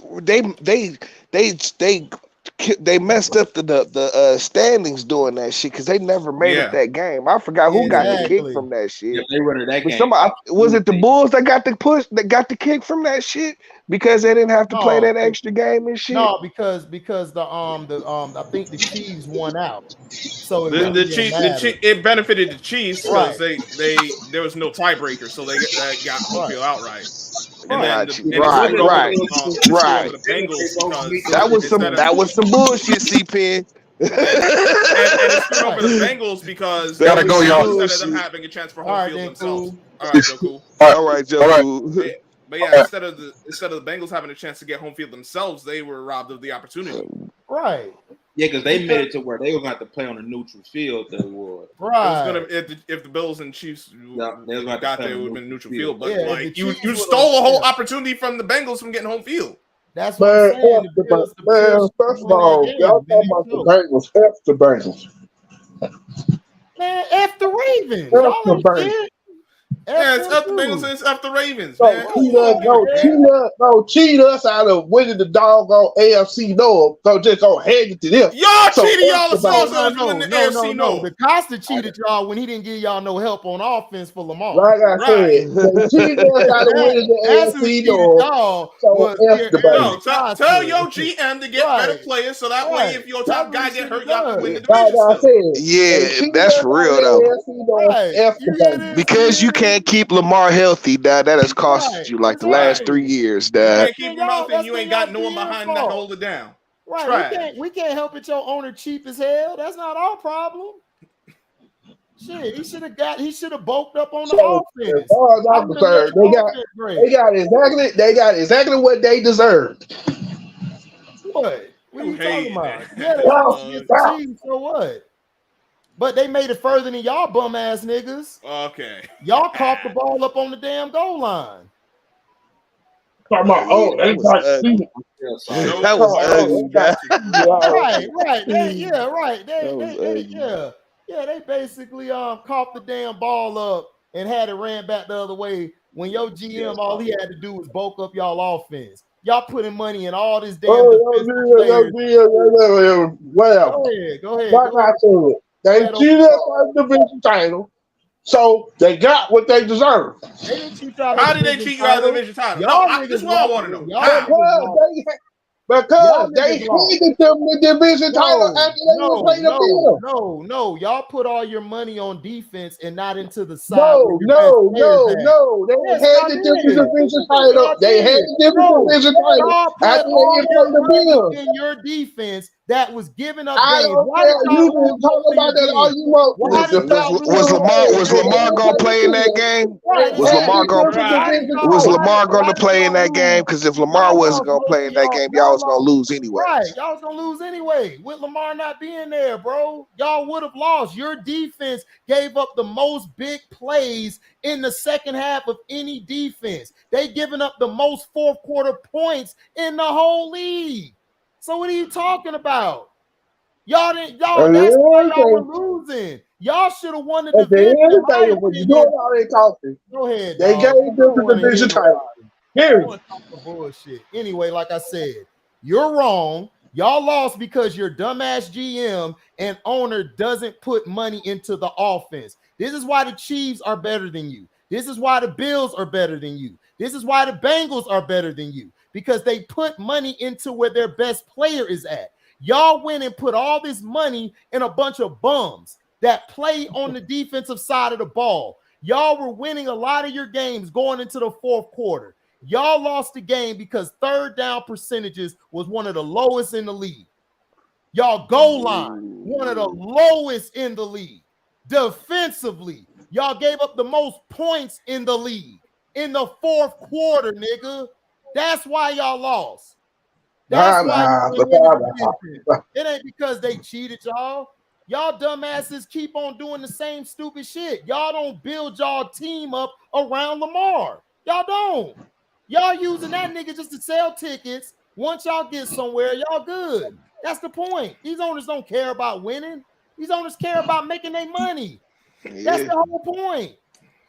That's the truth. Because if that was the point about winning, then why the Lions been struggling for years? Why all these teams been struggling for years? Right. Why the Bucks every 10, 11 years they win a Super Bowl or something or even get in contention? Because they only care about the bottom line, making money, paying a cheap price.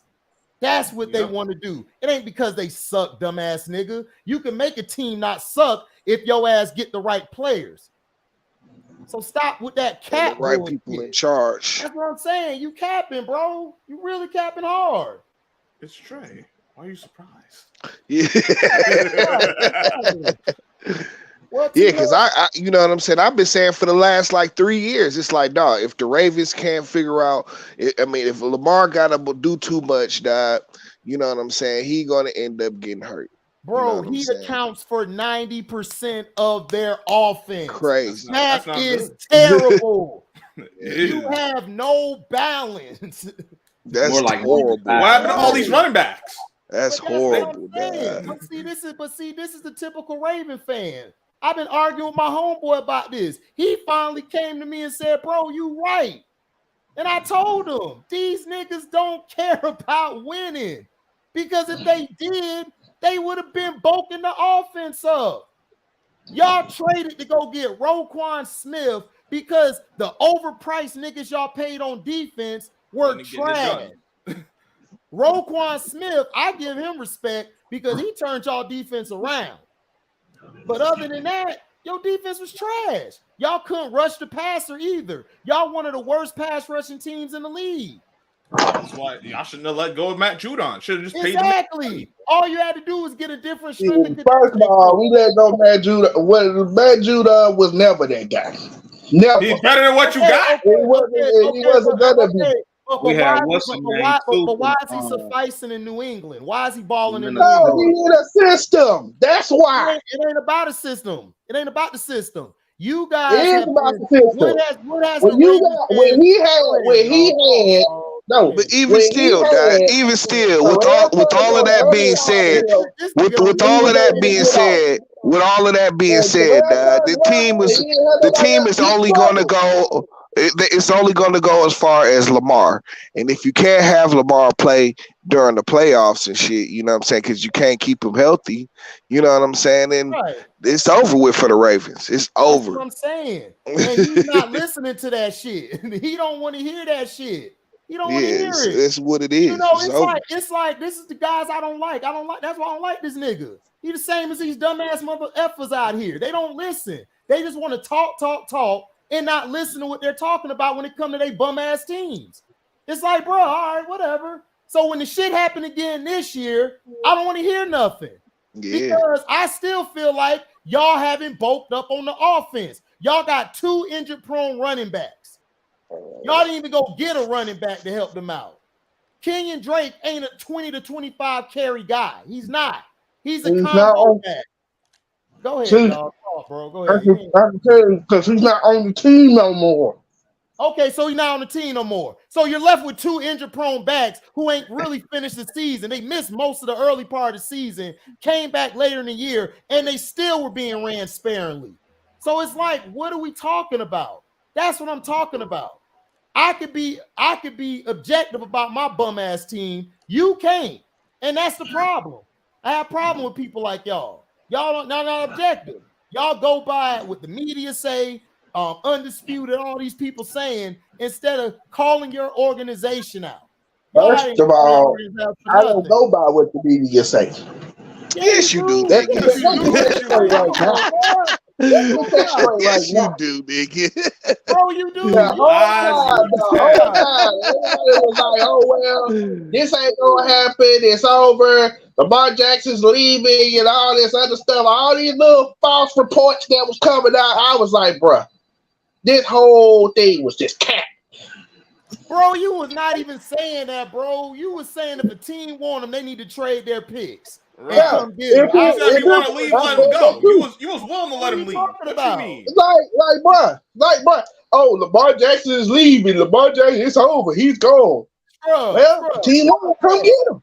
Bro, this nigga lying. Now, wasn't I the one who said that they was gonna sign him under the franchise tag, right? Yep. Didn't I say that shit? You did. One out of one that said, dog, they were gonna hold out because they weren't coming to conclusions. Then one out of one who said that he didn't want a real fully guaranteed contract. He just wanted a contract with the team that at least matched or was close to Deshaun Watson shit. Yep. Right. And what did he do? He copped out because he wasn't nowhere near his shit. Kyler still got more than your ass. So it's like, bro, like I've been right about the whole thing. You was talking about they could trade 2 first-round picks for him and take them. That's what you were saying. But they didn't do it. Why? Because they was too afraid to do it. Yeah, of course they were afraid to do it because he's your team, nigga. What are you talking about? Of course. Oh man, it's over. He's gonna leave. I said, bro, ain't no team gonna give up 2 first-round picks, and on top of that, you still trying to argue that, G? Stop it, man. Stop it. You said it yourself. If they was really trying to do it, 2 first-round picks ain't shit for Lamar. You know what I'm saying? We know it wasn't about that. Like anyone could have taken him up. It's a trash team now to give that up quick. You know what I'm saying? Like, come on, Dad. Hell yeah. Right. I would have gave that up yesterday. You said it yourself. That shit was all cat. And then with the Lions, I was like, okay, the Lions came up. And I was like, okay, the Lions, they could do it. The Lions ain't gonna do it. Why ain't gonna do it? Why? Yeah, Dad. No, they said, came out there and said, we already got a good pick, so no. No, listen, dumbass nigga, listen. Why would you trade for Goff the things they traded to bring him there? They already said they're sticking with Goff. Yeah. From the get-go. I know. And then the other teams, your bitch ass organization colluded and told everybody not to do the shit. That's why they put them on the damn non-exclusive shit. Come on, dog. You can't be this dumb, bro. Like straight up. You can't be. And knew you that really no think other team had the money to you haven't match blasted up. your organization one time. That's how I know you with the media and all them other people. I know people who are I'm not with the media. It's business. That's how it works. Bro. You never ever even blamed the organization for what they did. They're the ones who colluded.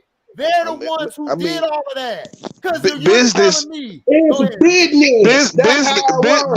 No. Business is protecting your number one asset, dog. Right. That's what business is. Exactly. They would have signed him after year 3 if it was really about business. I know he's got the first player, and he won't be the last. Bro, like I said, business is protecting your number one asset, dog. You know what I'm saying? Y'all niggas being stupid. What franchise quarterback have you known who actually played out their contract, their rookie contract, and they get no extension? Come on. That's what I'm saying. Like your main guy came to the team and say, look, I want Hopkins and Odell. They said we can get Odell, but we can't get Hopkins. Then a report came out about Hopkins. I'll restructure my deal. So he basically told y'all to come get him. And you know what y'all bitch ass niggas did? No, we're just gonna be cool with Odell. Push the thing, and we're gonna get Zay Flowers, and we still got 2 tight ends, and we still got running backs. I'm glad you brought that up too. What has happened? What has happened since then? Oh, I'm gonna just move forward and stay with Arizona. No, that wasn't the reason why. The reason he stayed with Arizona because Kyler Murray walked up in that office with his bum leg and said, y'all better not get rid of this nigga. Is y'all smoking crack?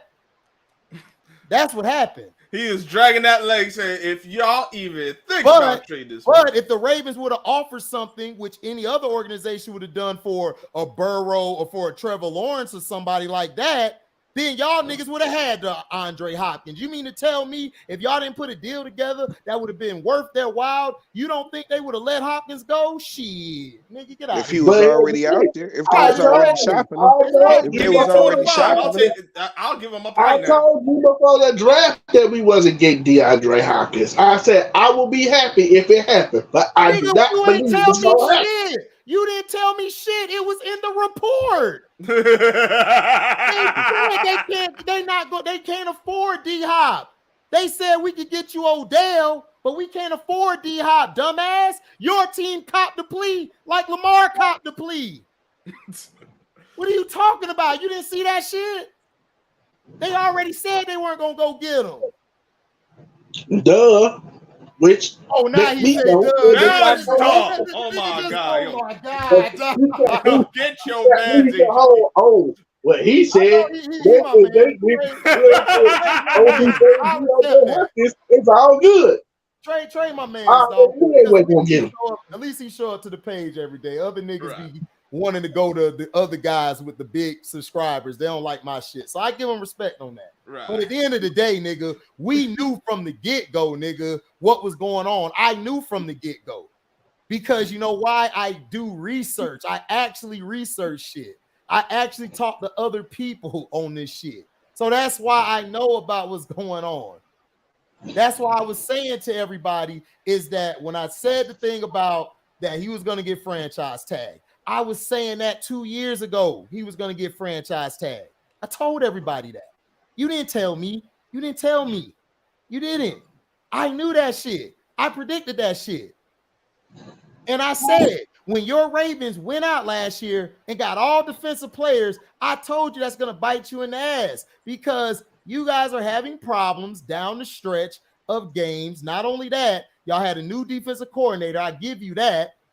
But at the end of the day, your best player is on your offense. You're running these remedial ass plays when he was running a pro set on offense. I had to tell people that shit. A person who was a reporter and shit had to put that out there because the media and your organization thinking this nigga is just a running quarterback when the nigga was completing 60, almost 70% of his passes in college.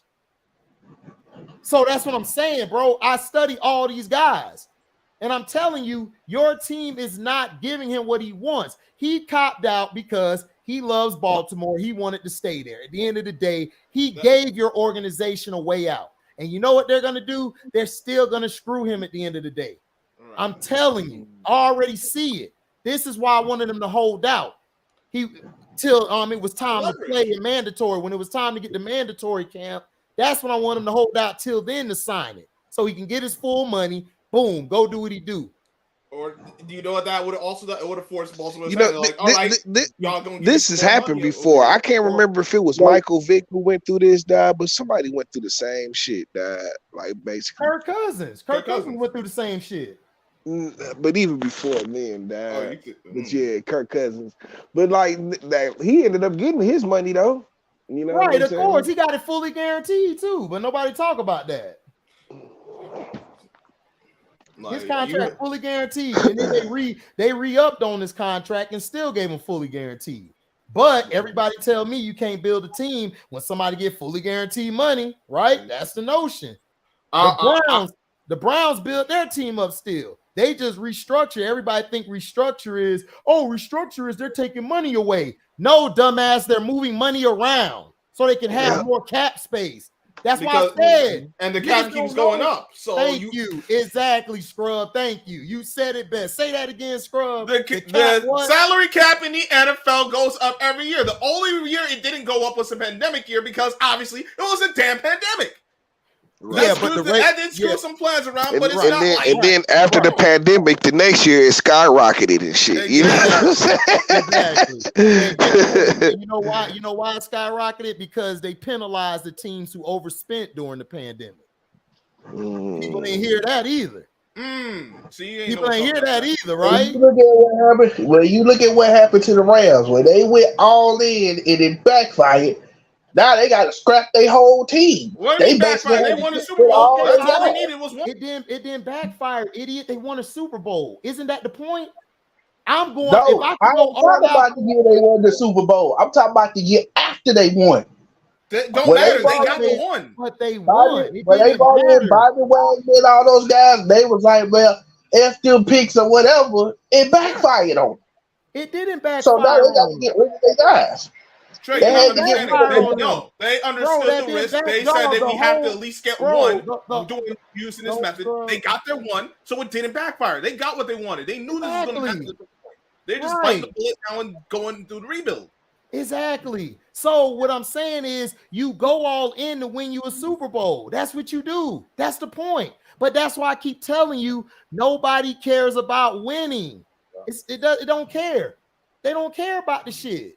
They don't. They only care about selling tickets, getting a home playoff game. They're good to go because they made their bottom line and they made over plus. That's all it's about. It's a business. The business is the NFL, and of course, the game is football. So the NFL, they're going to put their best prize matches against each other. It's like WWE growing up. When it was WWF, who did they do? They put their best guys against each other. What did that do? Ratings, money, merchandising, more bigger contracts down the line because the money went up.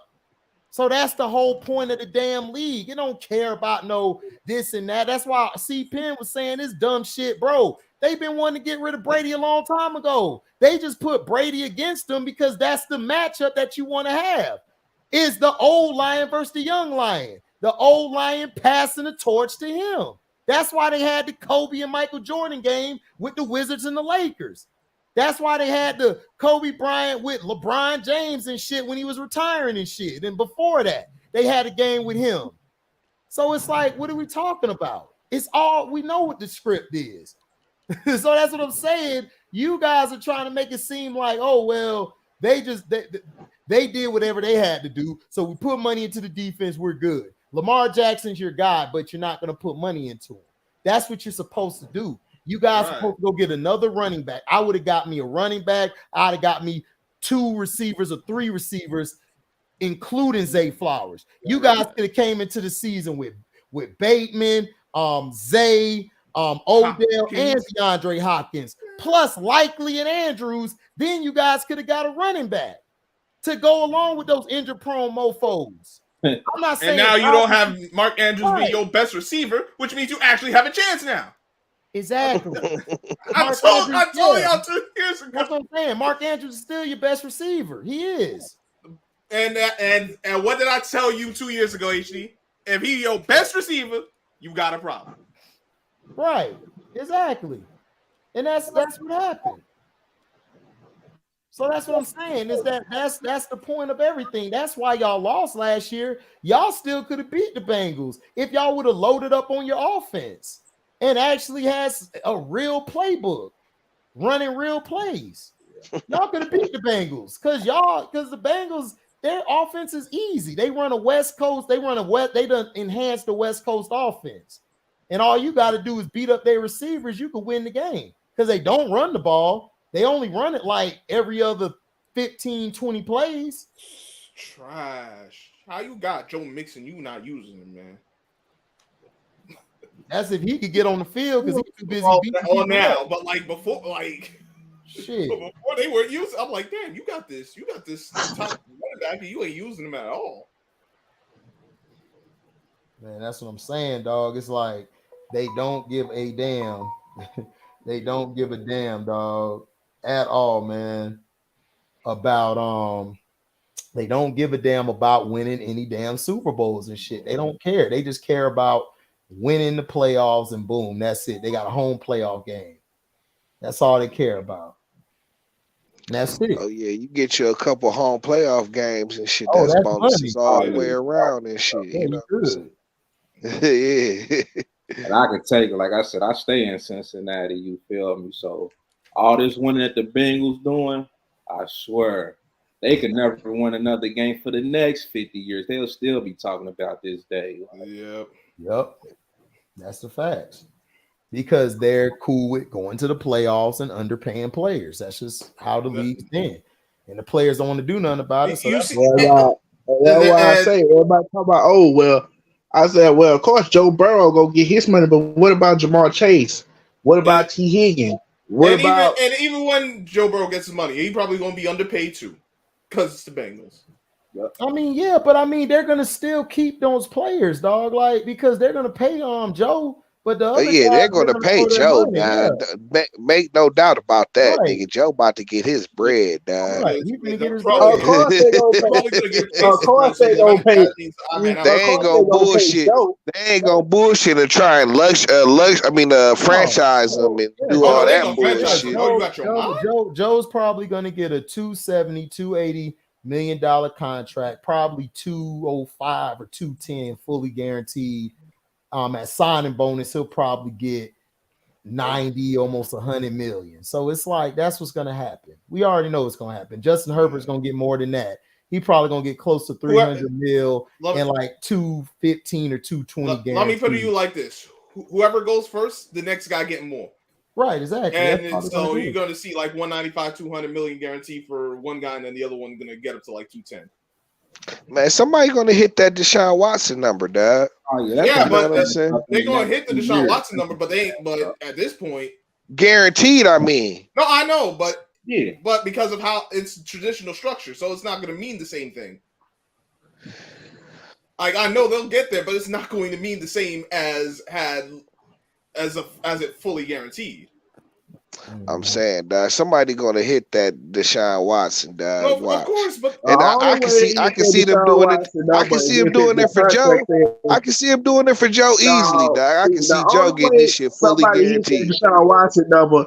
If they say, okay, we pay Joe, I would use Joe Burrow for example. If they're gonna say we pay Joe Burrow $300-something million, about 230 of it's guaranteed. That's the only way they hit the 230 mark. Man, I can see if they gave Deshaun 230 guaranteed and shit, nigga, they'll give Joe Burrow 260 guaranteed easily, 250 guaranteed easily. And no, that they won't. Why? I wish that was the case, but like I said, it's still Cincinnati. And they're older. And that's what he'll get paid, but he's not getting no 230. He's not getting. Yeah, that's what I said. I'm like, bro, y'all act like Cincinnati's not cheap.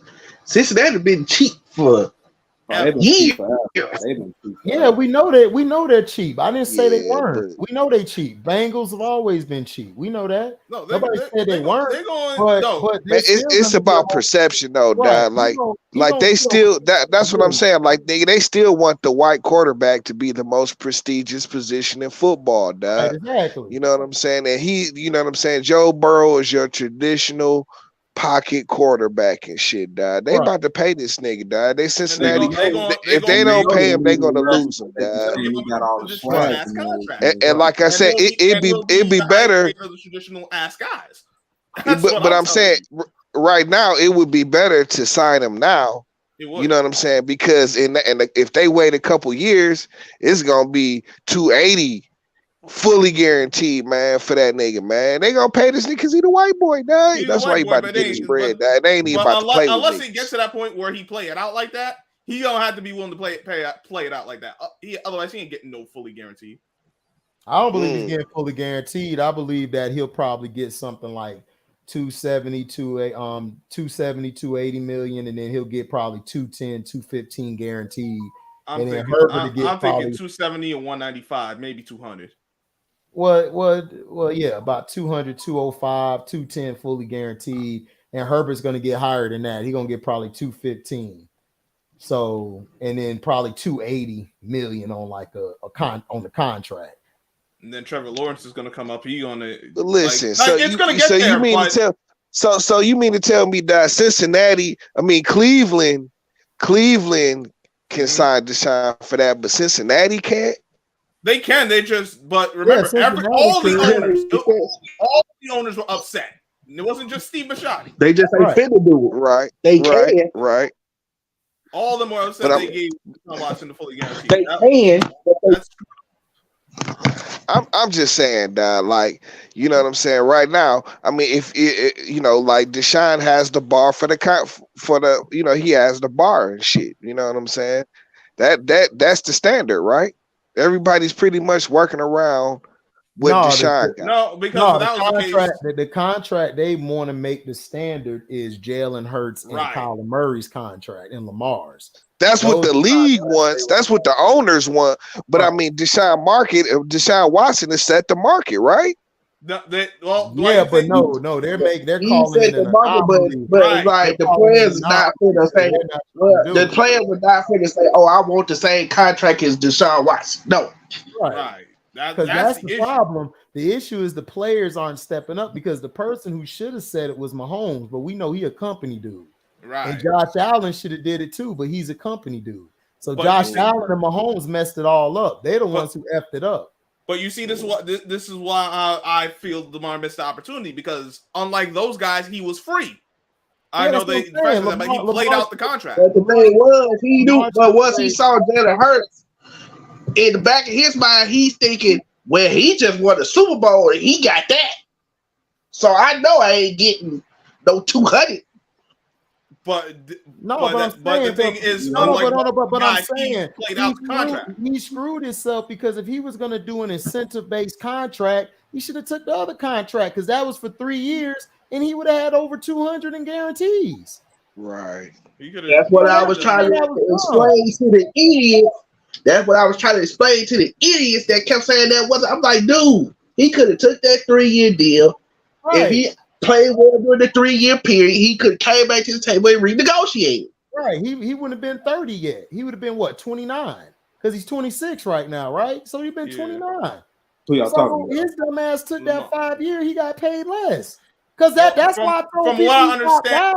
No, I could be wrong, but I think from what I understand, it was a 5-year deal. Just the first 3 years was the 133. But no, it was a 3-year deal. It was 133 at signing, I believe, and it was going to be 200.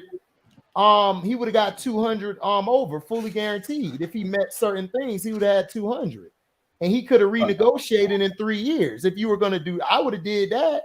But I think in the contract was I think it had a trade clause in there and shit. I didn't have but you don't think about it though. Think about it though. The 5-year contracts are made to be able to. You should be able to renegotiate after 3 years and shit. Anyways, you know what I'm saying? Right. Because you don't want to get into the. I mean, if the franchise has any value for any worth for you, they're not gonna wait until they get into a bidding war to try and sign you back, if that's what they gonna do. Right. You know what I'm saying? Right.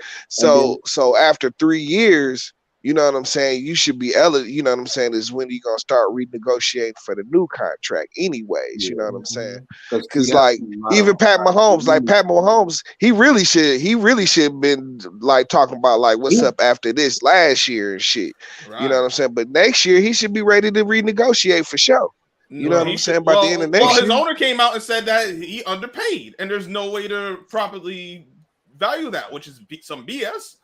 You can guarantee the contract, fully guarantee it. That's one way you can show that. All right, yeah, we do value you, but like he always underpaid. All right, fine, he always underpaid, but why is his contract the way it is? Are you going to give him more money? No. Yeah, is he going to go and say something? I don't think so. Yeah, well, they got his contract like that, so he's stuck on their team. So they ain't got to go get another quarterback. And plus, if he ends up, because they literally really don't have to do anything because he signed such a long ass contract. Right. That's just and plus, if he get hurt and everything, they can just get rid of him. Yep. And you see those contracts. If you see those contracts backfire, so remember. Michael Vick got the same contract, 10-year deal. I think it was for 130 something. I think it was a 7-year actually. Yeah, 7. It was a 7-year. And then I think, wait a minute, I think Dante Culpepper later on he got the same deal.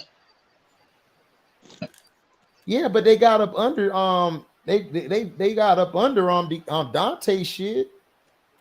They got up under his shit because when it hits a certain point in the contract, it doesn't affect your cap that much. That's the whole point of signing. Now you can really get it out, and there's no dead cap. So once you are out of the dead cap situation, if you say, all right, we don't want him no more, yeah, I'm cutting him, and that's it. You'll say. But here's the thing. Here's what Lamar's with it is say if it's not going well and they decide to trade him, they can't just dump him anywhere. No, he has to make where he goes. Right. I get that, but yeah, I understand what he's saying and stuff. But I'm saying you should have when you did the 5 years, you should at least like when you did the 260, you should at least got about 210, 215 fully guaranteed. Like you should at least got that. 80% of it should have been guaranteed. Right, 80% of it should have been guaranteed, or at least 70, or at least 70% of well, it. I think what the 180 is that the 70%? Is that just under? I think it's about. Oh, that's under, dog, because he got a 260 contract and only 185 guaranteed, fully guaranteed. About 65%. That's about 65. Yeah. Shoot. 70%. Come on, you left too much on the table. You left way too much. Yeah, way too much. And then plus he got to play good on the back end to get that extra money to 260. That's why I said they gonna front load that's messed up. Of that shit. Majority that's the thing. Like, all right, the 3 years he's fine, and then that 4th year he'll get a little bit of it, but after that, in saying that, it's like, yo, okay, like we're gonna give you this money, but we ain't about to get you no help. So you know what I'm saying? Like, nigga, for you to even get your money, you gotta stay healthy and shit. You know? Yeah, because we got the space to help you, but we ain't gonna spend it. Listen, we loved you to pay you that money a long time ago. And like HD, I think he said he should at least waited till after the draft to sign that shit. I mean, I would have waited. Here's another thing that they ain't gonna tell you. He actually was the one who picked when they's like, okay, we thinking about picking the receiver with the first overall with our 22 pick. What's the guy who you think we should pick? He picked the receiver that they drafted. He was the one that chose Zay Flowers. He was like, dude, I want this guy because he's from Florida and I know him and everything else. Okay, that's fine. We didn't say, bro, Zay Flowers was a great pick. I even told you I agreed with you when people were trying to compare him to Hollywood. I was with you. Hell no, he better than Hollywood was. But that was only one receiver, dog. You should have got a couple more, and you should have got a running back. That's all. But I already knew we wasn't gonna do that because I was like, we don't have that many picks. So that's what I'm saying. You didn't have many picks, but you could have traded something. You could have traded something back and all of that to get some more. You could have, or free agency, you could have picked up somebody. You could have done what the Giants did. They just threw numbers at their receiver issue. They just got a bunch of guys. I know they ain't household names, but they got a bunch of guys that can play in the league. Which let me know, which lets me know the whole situation where he said, "Oh, I wanted to be traded." I'm like, bro, he didn't want to be traded. He did that because they were slow on the process and he was trying to speed it up. Yeah, well, we know that. That's what you're supposed to do. Kobe Bryant requested a trade from the Lakers. He didn't want to go, but he had to speed his shit up. Every superstar does that. That's what you're supposed to do to get players to come to your team. You use that power you have, that leverage that you have. That's all. That's how it's supposed to be. My thing is, I would have traded and brought in D-Hop and a couple other pieces at the running back. I'd have been straight. You want to put all your bulk into that side of the ball, so boom, you're good because you got your guy on defense, and then hell, you can still be able to probably get rid of Queen. You still got a chance to trade him and get some more picks or get some players. So that's what I'm saying. It's like dog, like you're gonna go into another season where your best receiver is Mark Andrews right now, bro. That's your best receiver. And he's not nearly on Kelly. He's not no Kelsey. He's not no Kelsey. He's not Darren Waller. Like, he's good, but that's just it. He is a good. He's solid. I mean, he's a solid piece, but he's not. You don't want him as your number one guy, right? If he your number one guy, you ain't got no chance. You ain't got no chance. I already know. Yeah, that's what I'm saying. It's all about how much the owner's going to pay the players and that. Well, it's about that, but it's about the NFL is who can we get for cheap and win a lot of games. That's all it's about, is winning games and getting the players for cheap. If they don't win no games and shit, they still good. Their cap is still good the next couple years. They're not always going to be. They're not going to be over, and they're not going to be under the cap. They're going to be over it every year, even if they don't get it. So it doesn't matter about. That's what I'm trying to tell people. Is like people argue with me all the time. I'm like, bro, I know what the hell I be talking about. People just don't. They say I don't know what I'm talking about because I'm very loud when I say, but I'm a loud person in the room that makes sense. I'm not the loud idiot who don't know what the hell he's talking about. It's two different things, you know. So that's what I'm trying to say is that's all it's about, staying over the cap and not being in the red. That's it. Like if this year, let's say I didn't really sign the player I wanted, the big player for like the 100 million, 200 million contract, right? After the damn year and shit, if we don't go nowhere, we're like 3 and like whatever. I still made my money because I didn't lose that much money. Because you gotta look at it like this too. You feel me? That's why they always say they always try to win the Super Bowl when the quarterback's on his rookie contract. Right, exactly. Right. Man, but that ain't start really. I mean, yeah, that was always the goal, but that didn't really start being a topic of discussion until they came up with this rookie wage scale. Not only that, but you know who ruined it? It was Tom Brady. He was the one killing the market. Tom Brady kept taking lower deals. Right, to fit in over and to keep himself in line with because the Patriots they don't want to spend no money neither and shit. I was talking to one of my guys from work the other day about them. I'm like, bro, they ain't spend no money for Tom Brady. They don't spend no money, period, nigga. I don't never remember them paying nobody. They ain't paying no. Yeah, they don't pay nobody. You try and go there after a contract, if you ain't taking the Brady, the Brady deal, you can forget about it. You getting a veterans minimum. Yeah. You are taking this below market value deal, and you're gonna be happy with it. Mm-hmm. And that's just how it is. That's the business of everything, and that's what I'm trying to say. You know, and that's if you're all. Not happy with it. That's too damn bad. Right. You go elsewhere. Yeah, it's like kiss our ass. Go somewhere else. Bye. You know, that's just the whole. That's the whole point of everything. So that's all I was saying to people and everything is like, you know, is telling the truth. Is like everybody like. I don't hate Mahomes. I don't hate these guys. I don't hate nobody. My thing is, I'm gonna tell you what it is. That's the truth. Like whether you accept it, that's on you. That's not my fault if you don't accept it. Right. Shit. You know, I'm not finna turncoat and go to a team because they winning. Like, you know, LB jump Burrows and Q jump cities. So you know. Burrow is doing well. Happy for him, but he wasn't my guy before, and like he cool now. I don't respect him, Mello. I'm not finna undervalue myself. I don't respect him, and I don't respect Tim Duncan for what they did. They undervalued themselves. They did. Yeah, you want to win a championship, but nigga, I want to get paid because I'm playing all these games. I'm giving my blood, sweat, and tears for this shit. It's like any job you at. You gonna take less pay so y'all can get this best guy who can do this part of the building?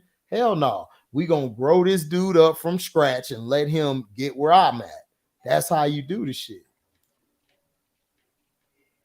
That's what you do. Taking these less money, like, bruh. Oh yeah, Revis. Yeah, I respect Revis. Yeah, he always took the money and it paid off. Exactly. Revis always took the money.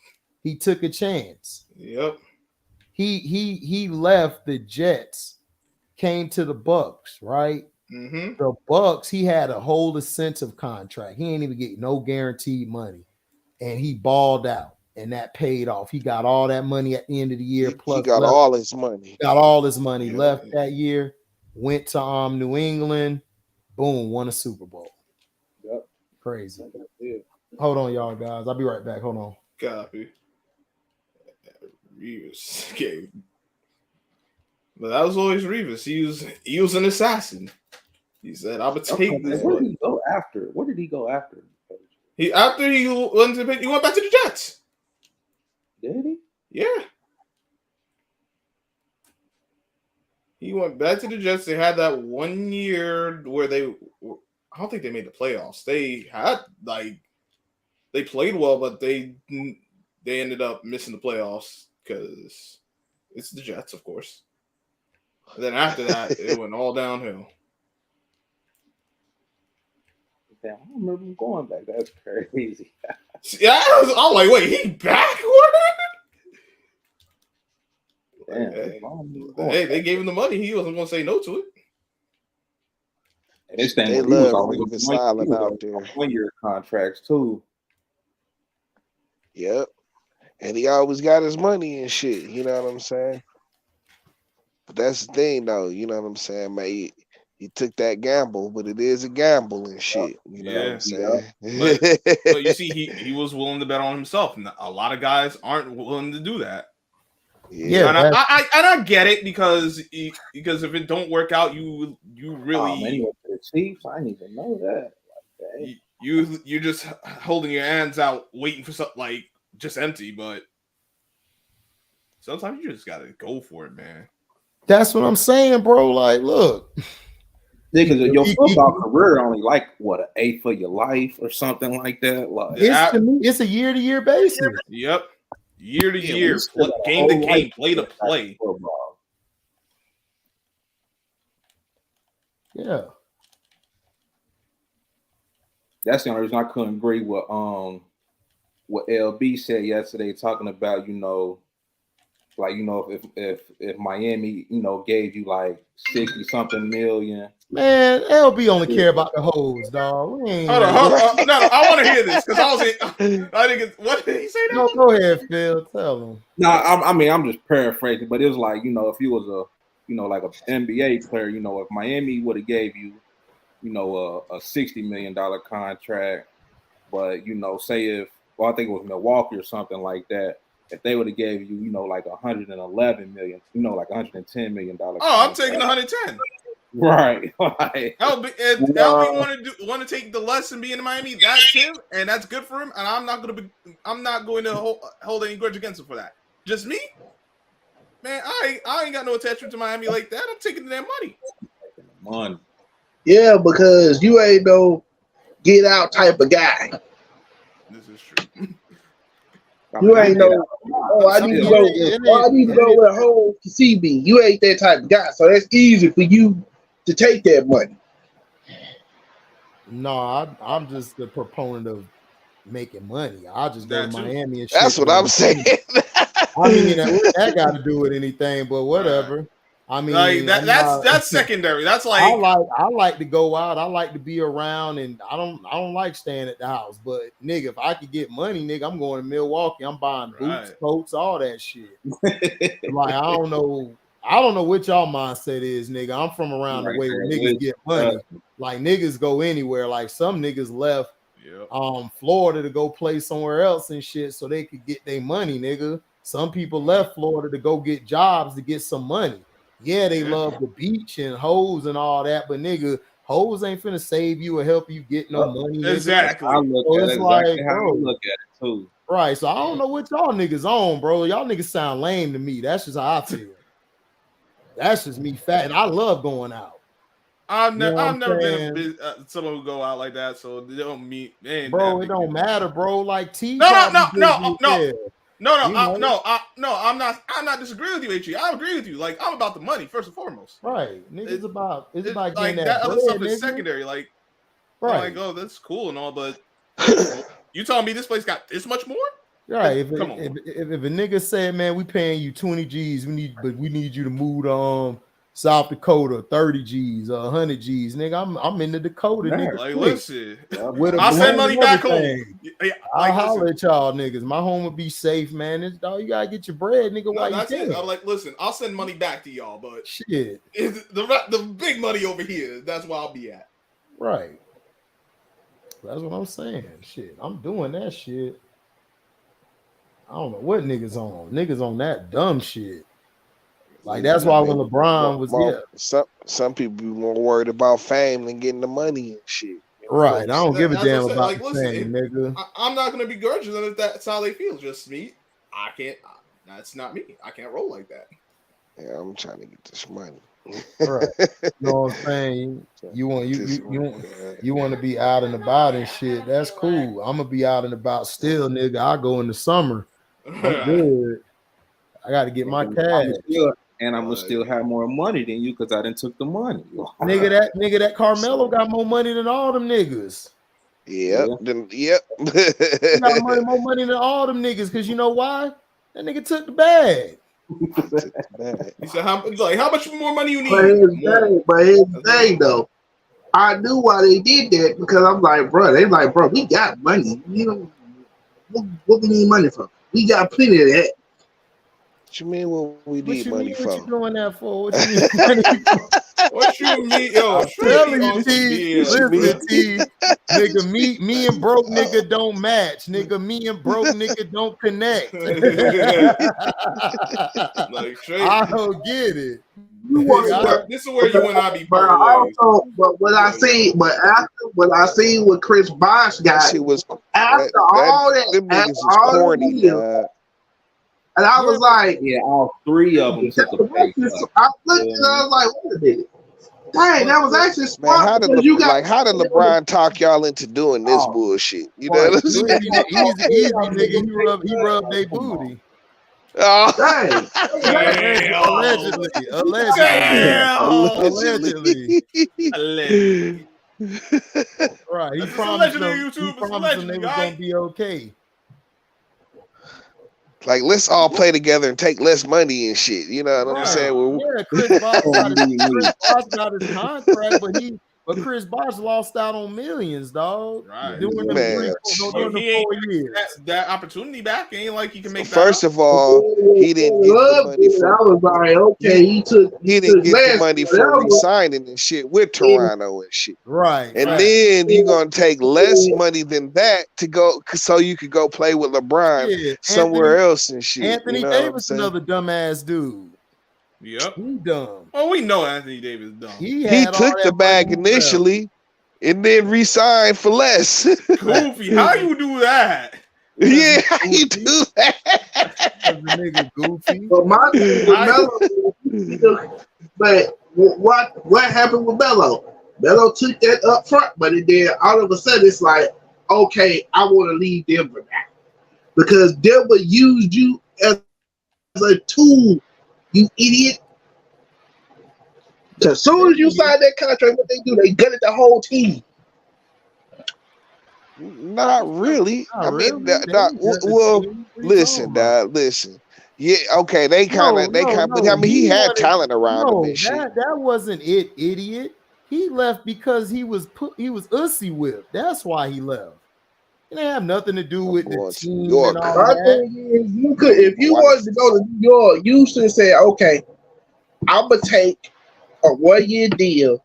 Out of that 1 year, because New York would have paid him that $30 million. Bro, he left. They did eventually, though. They paid him his money, dude. His contract went with him from there to New York. Plus, he got more money because he extended for more. Exactly. The only thing is it cost us the damn he resigned and shit. Right, you know what I'm saying? T-Hub, get your mans, dog. This is a nigga you pom for. T-Hub, get your mans, bro. That's what I'm saying. It wasn't because of that. He left because goddamn Lala had him ussy whooped because he got his ass whooped for her. And that's why he got traded out there. Because remember, he was supposed to go to either LA or New York because the Lakers wanted him. Kobe and them were pushing to get him over there. Kobe and Carmelo. And then because that's moving to Brooklyn, that would have happened. That was, but that would have happened. That would have been Kobe and Melo. Kobe and Melo. Ugh. Nigga, I would have been so mad. Like, nigga, we gotta play these niggas today. Yeah, like I was like, damn. And then when the whole thing with CP3 didn't go through, I was like, well, I knew that was gonna happen. I didn't see him going to no Clippers, but I knew they weren't gonna let him go to no LA Lakers. Nope. He didn't go there. They were trying to move on from Kobe to your man's Bron. That's why they did that shit. And then everybody was like,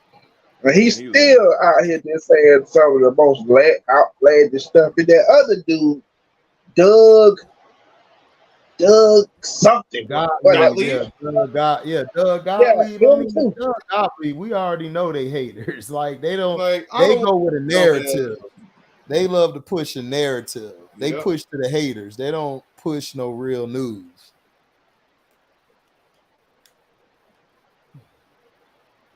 Ain't no one worried about no damn. Did Kyrie sign $100 million extension? Yeah, because they lied to him saying Bron wasn't coming back. And then when Bron came, he was finna ask for a trade, but Kobe told him just to stay.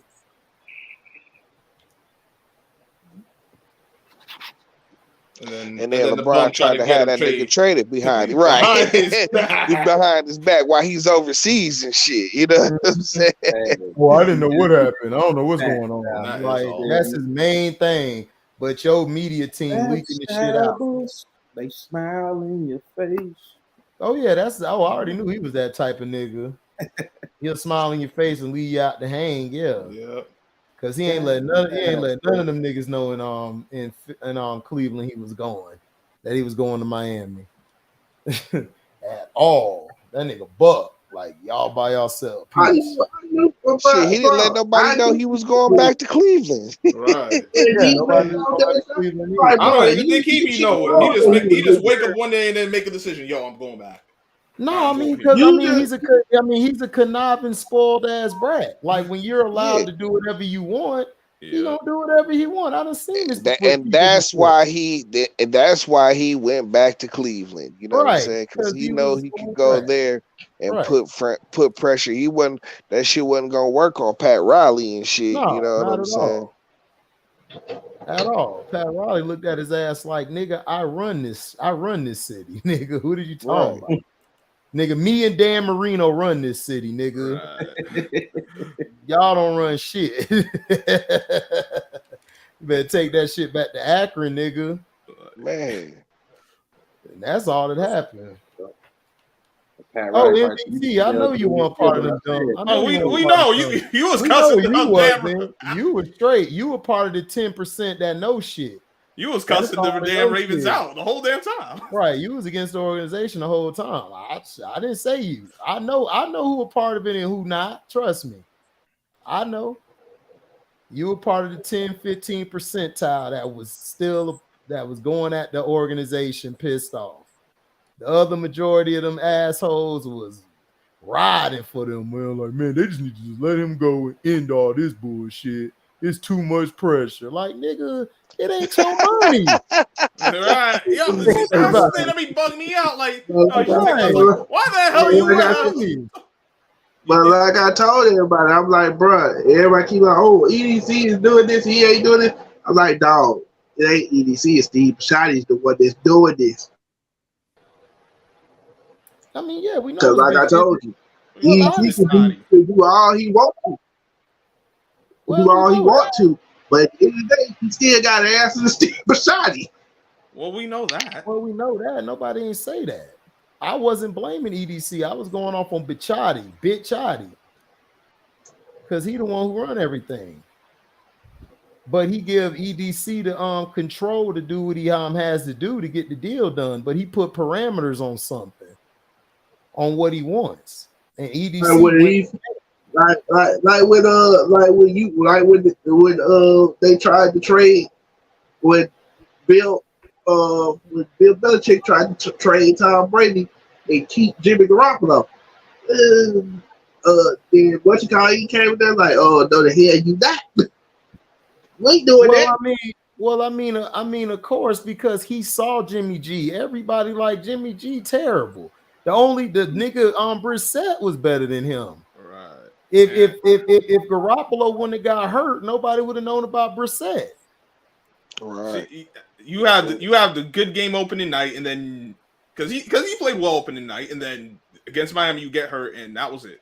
Right, but that's what I'm saying. He played well. He played well because he had talent around him. Right. He was in a system.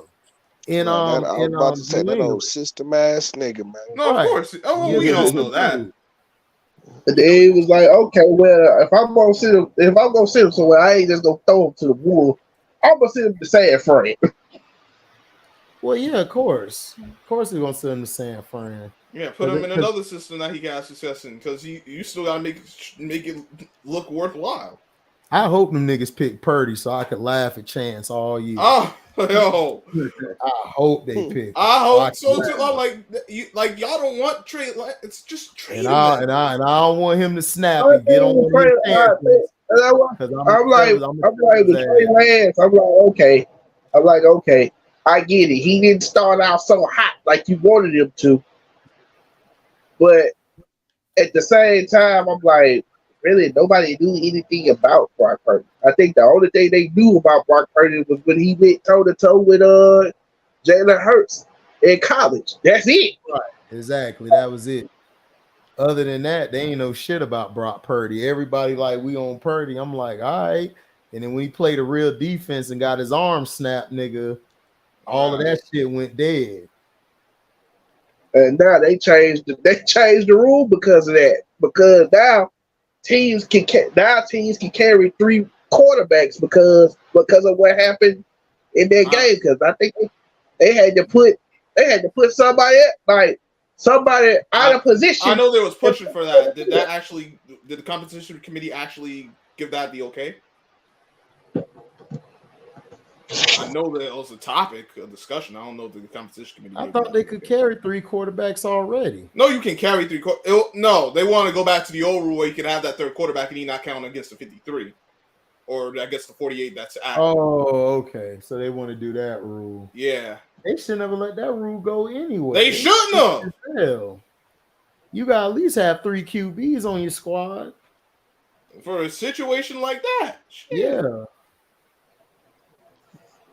You got to, nigga. This league is different now. I was like, well, who was the third guy? Josh who? Johnson. Oh dear God, he's still in the league? Yep. He like, I was like, bro. Everybody like, why you at? I said, because Josh Johnson gonna make his money. He go come practice.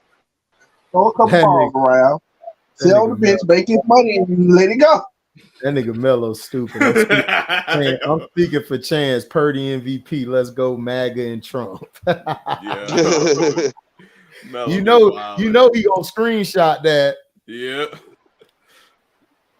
You know he gonna screenshot that every time he come in and he gonna talk. Bro, that dude talking about I got 3 mega. He like, I got 3 mega hats.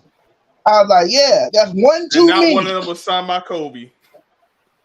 No, somebody else said that. Somebody else said he had, I think it was Christian or somebody said that he got like a bunch of MAGA hats and none of them was signed by Kobe or something. I think it was LB. Yeah, LB said that shit. That's what LB said. LB always says he like, you still mad because Kobe went inside your mega hat. He ain't mad about that shit, dog. That's why he hate on Kobe, because he ain't signed his damn hat. He got mad at that shit. I'm like, nigga, who cares if he signed it or not? That ain't your dog. F him. He's still a great player. Right. Shit. Talking about I'll start watching the Lakers after Shaq left. I said, well, you dumb, nigga. Right. I still watch them niggas because I know that nigga was going to drop about 40 or 50 or 60 on the nigga. And he was doing it like 15, 20 straight games and shit. That shit was crazy. Yeah, Kobe out of shit. All out of shit. But Scrub, you saw that shit with Kwame saying that Powell and Kobe were never friends? Nah, I can believe that. They were probably like basketball as far as on the court. Yeah, they probably was tight as far as hanging out now. Listen, Kobe Kobe will work with whoever he got to. But let's not act like Kobe was out there trying to make friends with everyone. He was just trying to get the damn job done. That's what I was about to say. But Like, he put that out there. he But didn't I have don't many know why. friends. Period. I don't know why Kobe would put that out there like that. I didn't know him and T-Mac was friends like that until after he retired. I don't think they weren't friends. Well, I guess they had did that. They stayed together friends, for a little bit.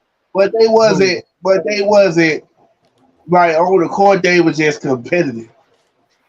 No, but they had stayed together for a minute though. Like T-Mac was staying at Kobe crib when he first got into the NBA and shit. Right. You know what I'm saying? So they were friends and shit. I can pretty much tell you. I can pretty much tell you. Like I know a couple guys that he was not friends with, and Ray Allen was one of them. Well, of course, because that was more about competition and shit. Right. Allen was in Seattle. He didn't want to be compared to that nigga. Don't compare me to no damn Ray Allen. Right, don't compare me to no Ray Allen. Let me cook this nigga. Right. Hey, them niggas used to go at it though. Yeah, they wasn't friends as far as like a competitive standpoint. As far as because I'm like, who would compare Ray Allen to Kobe? That don't make no sense. No, early on, Ray Allen was nice. Like everybody thought Ray was gonna be something and shit. Like they thought he was gonna be that guy, you know. But his personality wasn't out there. Vince Carter came and stole that shit because he was just dunking on everybody. And then that's when we found out T-Mac, when he went to Orlando, T-Mac took that shine from him too. Because T-Mac was cooking every goddamn body. Man. It was sick. Because we didn't know he was that raw. No, we knew he was good. Like we didn't know. Like because he, you know what I'm saying. He has flashes in like Toronto and shit, but he was coming off the bench the whole nine and shit. You know what I'm saying? Yeah, and that's the main reason why he got to Orlando. Because he wanted his own time. Yeah, I mean, he wanted his own team, but he would have stayed. But Orlando offered him a better contract, I think. And then, plus he could have been at home and shit. So he was like, "F it, a win-win for me." Yep. Because nigga, Toronto cold as shit. Nigga, he a Florida boy. And if you could get paid more money than you are at home and being there, plus no state tax, I'm gone. Yeah. And you possibly about to get Grant Hill and Tim Duncan. Yep. Vince, you cool and all, but that's Grant Hill and Tim Duncan. Right. Man. Like, this really is just business, man. But I think, that's why when I hear him say, I said, okay, you said that. You said like, oh, I would have stayed. You said that because you didn't know at the time. You didn't know what was going to transpire. Like Grant Hill wasn't going to stay healthy. Then they was going to botch the Tim Duncan deal. Which to this day, Doc Rivers, you need to slack for that. Well, T-Mac didn't know about Tim Duncan. T-Mac knew that Grant Hill was coming. So he already was traded. He was already traded. So he knew, but he didn't know about the Tim Duncan thing at all. He heard about it, but he didn't think it was true. Nobody told him anything because really Penny was supposed to be there and everything with him because it was going to be Penny, T-Mac, and Hill. But Doc messed it up like he always did. Doc messed that up too. I was going to say that. Doc messed that up too. Doc is trash, bro. I'm like, again, I think about it again. I think, wait a minute. They did. They had Ben Wallace. Yeah, but Ben Wallace wasn't Ben Wallace. You know what right, that's what I'm saying. Y'all act like Ben Wallace was, dog, nobody knew Ben was going to be like that. Nobody saw that shit. Everybody thought he was a regular, center, like undersized center. Yeah, because up until that point, he was on it known for getting dunked on by Kobe in a preseason game in Vegas. No, that's not only true. That's not true. He was known for a lot of things, dog. Like he was a I mean, solid he was defender. solid He could defender, rebound. rebounder. Right, but Yeah, we you didn't. know what I'm saying? But we Yeah, didn't know he because was going to be who he yeah, was. because I think Jamal Howard even said it. Jamal Howard was like, man, we'll be in the game, we'll be up by like 20 something, and we'll just throw him in the game at garbage time. He'll have like 10 rebounds, about 10 quick points. Yeah, that's when he played it for the Bullets and shit. Yeah, that's when they You know had what I'm Chris saying? Webber. So yeah, they would bring him Yeah. in later. You know what I'm saying? But yeah, like shit, they didn't know he was gonna explode into being like nigga. You know what I'm saying? One of the greatest defenders of all time and shit. Nobody saw that coming. Yeah, nobody knew that shit. I didn't know that. None of us knew that shit I didn't see that coming. You know at what I'm saying? all. But the nigga, he started coming out there with the fro and shit, Right. dog. And Yeah, I you know said what I'm that too. saying? I was He like, took off. yeah, he made me play. I said, he just needs something to make him stand out. And when he started wearing his afro out, I was like, that's it. I guess. I mean, I just saw them. I just saw them as a team of spare parts that turned into an engine and just whooped everybody ass. That's how I saw it. I didn't really, like I said, I knew they were going to be good, you know, before the season because I saw the year before they went to the championship how defensively they just got at the Nets and everybody. Billups just won healthy. And then I knew when they came back, I said before they even got Rasheed Wallace, they was finna win it all.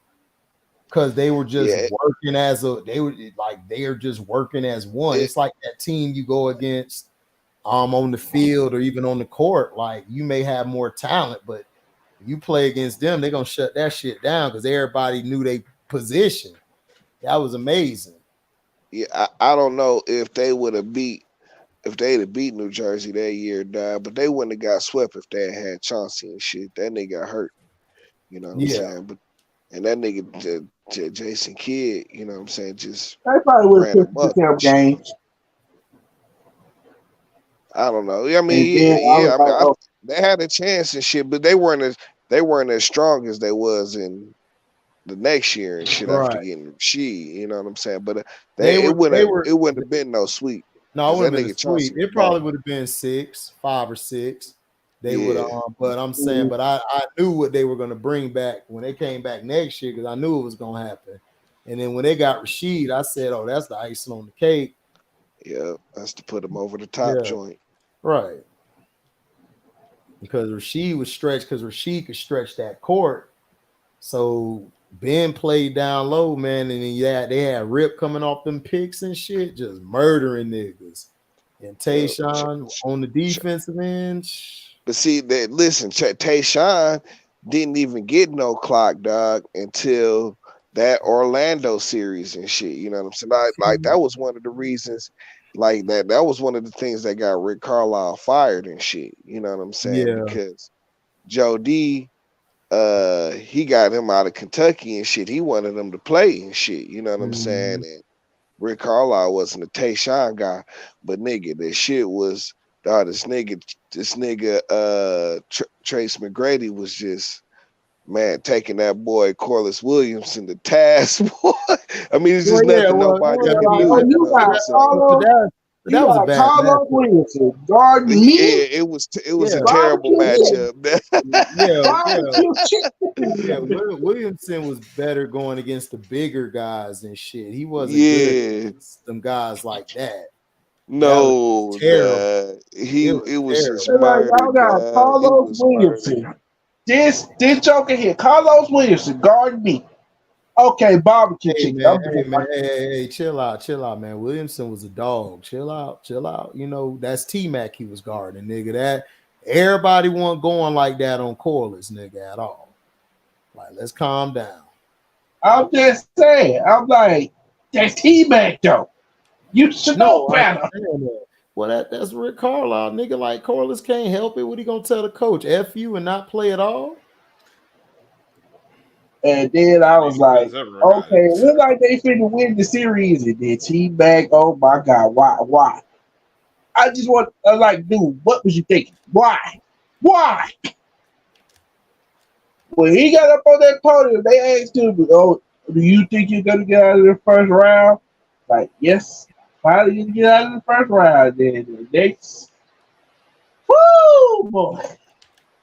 But see, that was the difference between him and Kobe. Because Kobe never would say, oh, we finna win it, man. Kobe like, man, we still got to get the job done, you know. But he didn't know that he didn't know Tayshaun was gonna come in and change it like that. He didn't know that shit at all. So they got surprised by that shit. And then Doc Rivers, that's the beginning of his career, choking 3-1s. Shout out, man, Doc Rivers, man. He's gonna choke away this series too. I can just feel it. Who, Doc? Yeah. Nah, I don't. He might win it because it's 2-2. You know, he don't lose. Think about it. The night before we said, what if he lose a game? He would say, no, you know what? Instead of going up 3-1, let's go 2-2. Yeah, I mean that's the truth. He don't lose many 2-2 or anything like that. But if he up 3-1, man, he losing. Trash. So when they lost, I said, yep, he sold this game.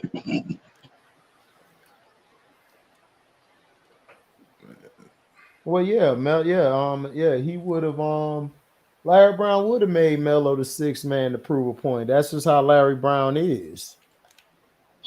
Cause that's why him and Allen Iverson was bumping heads. Yeah, they was bumping heads because Larry Brown wanted him to run the offense the traditional way. And Allen Iverson was like, that's why he kept telling them, like, dude, we gonna win. Listen to me, and we gonna win. Right. AI was trying to do it his way by putting up all these shots and everything, and that's what he was. That's why to this day he said, and that's why to this day Allen Iverson said that I see now. Like I see what he was trying to do, but at the time I couldn't see it. Yeah, because it's the way Larry Brown presented. Larry Brown come off as an arrogant bastard, a prick. And he rubs a lot of players the wrong way. You know, that's why he only lasts a few years where he's at, because he wears the team down. Nobody really likes him. And like even Jalen Rose was like, dude, Larry Brown couldn't stand me at all. No, because he wanted they traded Mark Jackson away. Mm-hmm. Yeah, that's what I'm saying. And Mark Jackson was his guy. Yeah, he's a guy who wants it ran like a certain way and shit. Like if you don't run it a certain way he wants it, man, he benching your ass. It wasn't until really Detroit that he actually learned how to really accept the other guys, like accept people's personality being what it was. Because before that, like he burns you out. Everybody really hate him. And then I remember when he coached Stephon Marbury, he asked Allen Iverson, like, how do you deal with this dude? Like, bro, how? He's like, bro, that's just the way he is. You just gotta learn how to deal with it. Yeah, but Stephon thing is his dumb ass should have stayed in Minnesota. His dumb ass crying. Well, of course. He should stay. I was like, y'all was on y'all way. Y'all was on y'all way. They were. They would have been dangerous. That's the same dumbass shit Dallas did when they let Nash go. You had Nash and Dirt. You could have did something with that team. You let Nash go like an idiot. Because you know why when they talk about the Jalen Brunson thing, they was like, well, we seen Mark Cuban do this before. They was like, he let go Steve Nash. Right. They should have kept I Brunson. think. Wait a minute. It had Steve Nash, Anton Jameson, Antoine Walker. I'm not breaking that up. Mm-hmm. Yeah, that was stupid, man. That's Mark Cuban for you.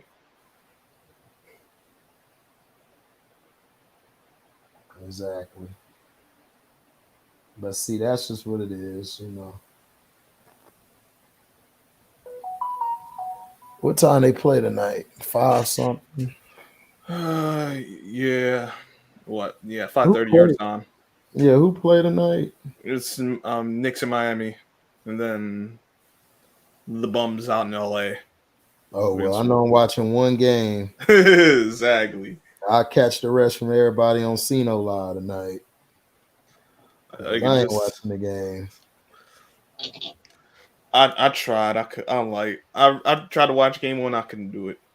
I couldn't get through. I'm like, you know what? I'm gonna stop doing this to myself.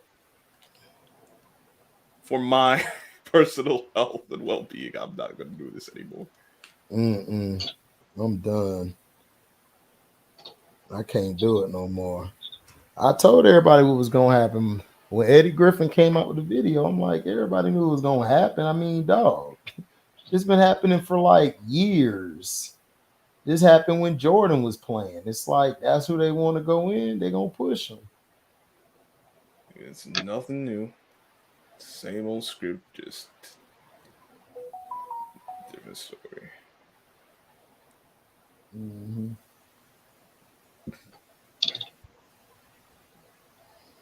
So he only got fined $25,000. I ain't surprised. Yeah. That's why I knew it was gonna be. It was But gonna be. but what did I say last night? So you said you need a new mic because the one you got right now sucks.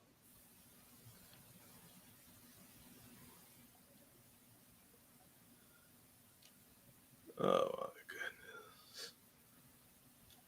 Shout out to the league for finding a way to screw it up once again. Mm-hmm.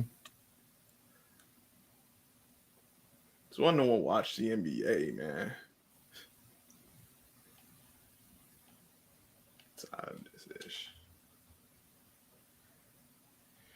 But yeah, I'm gonna run. I'll catch y'all later. Yeah, I'm about to get up out of here. Let me end this thing here. I'll holler at y'all later, man. You be safe.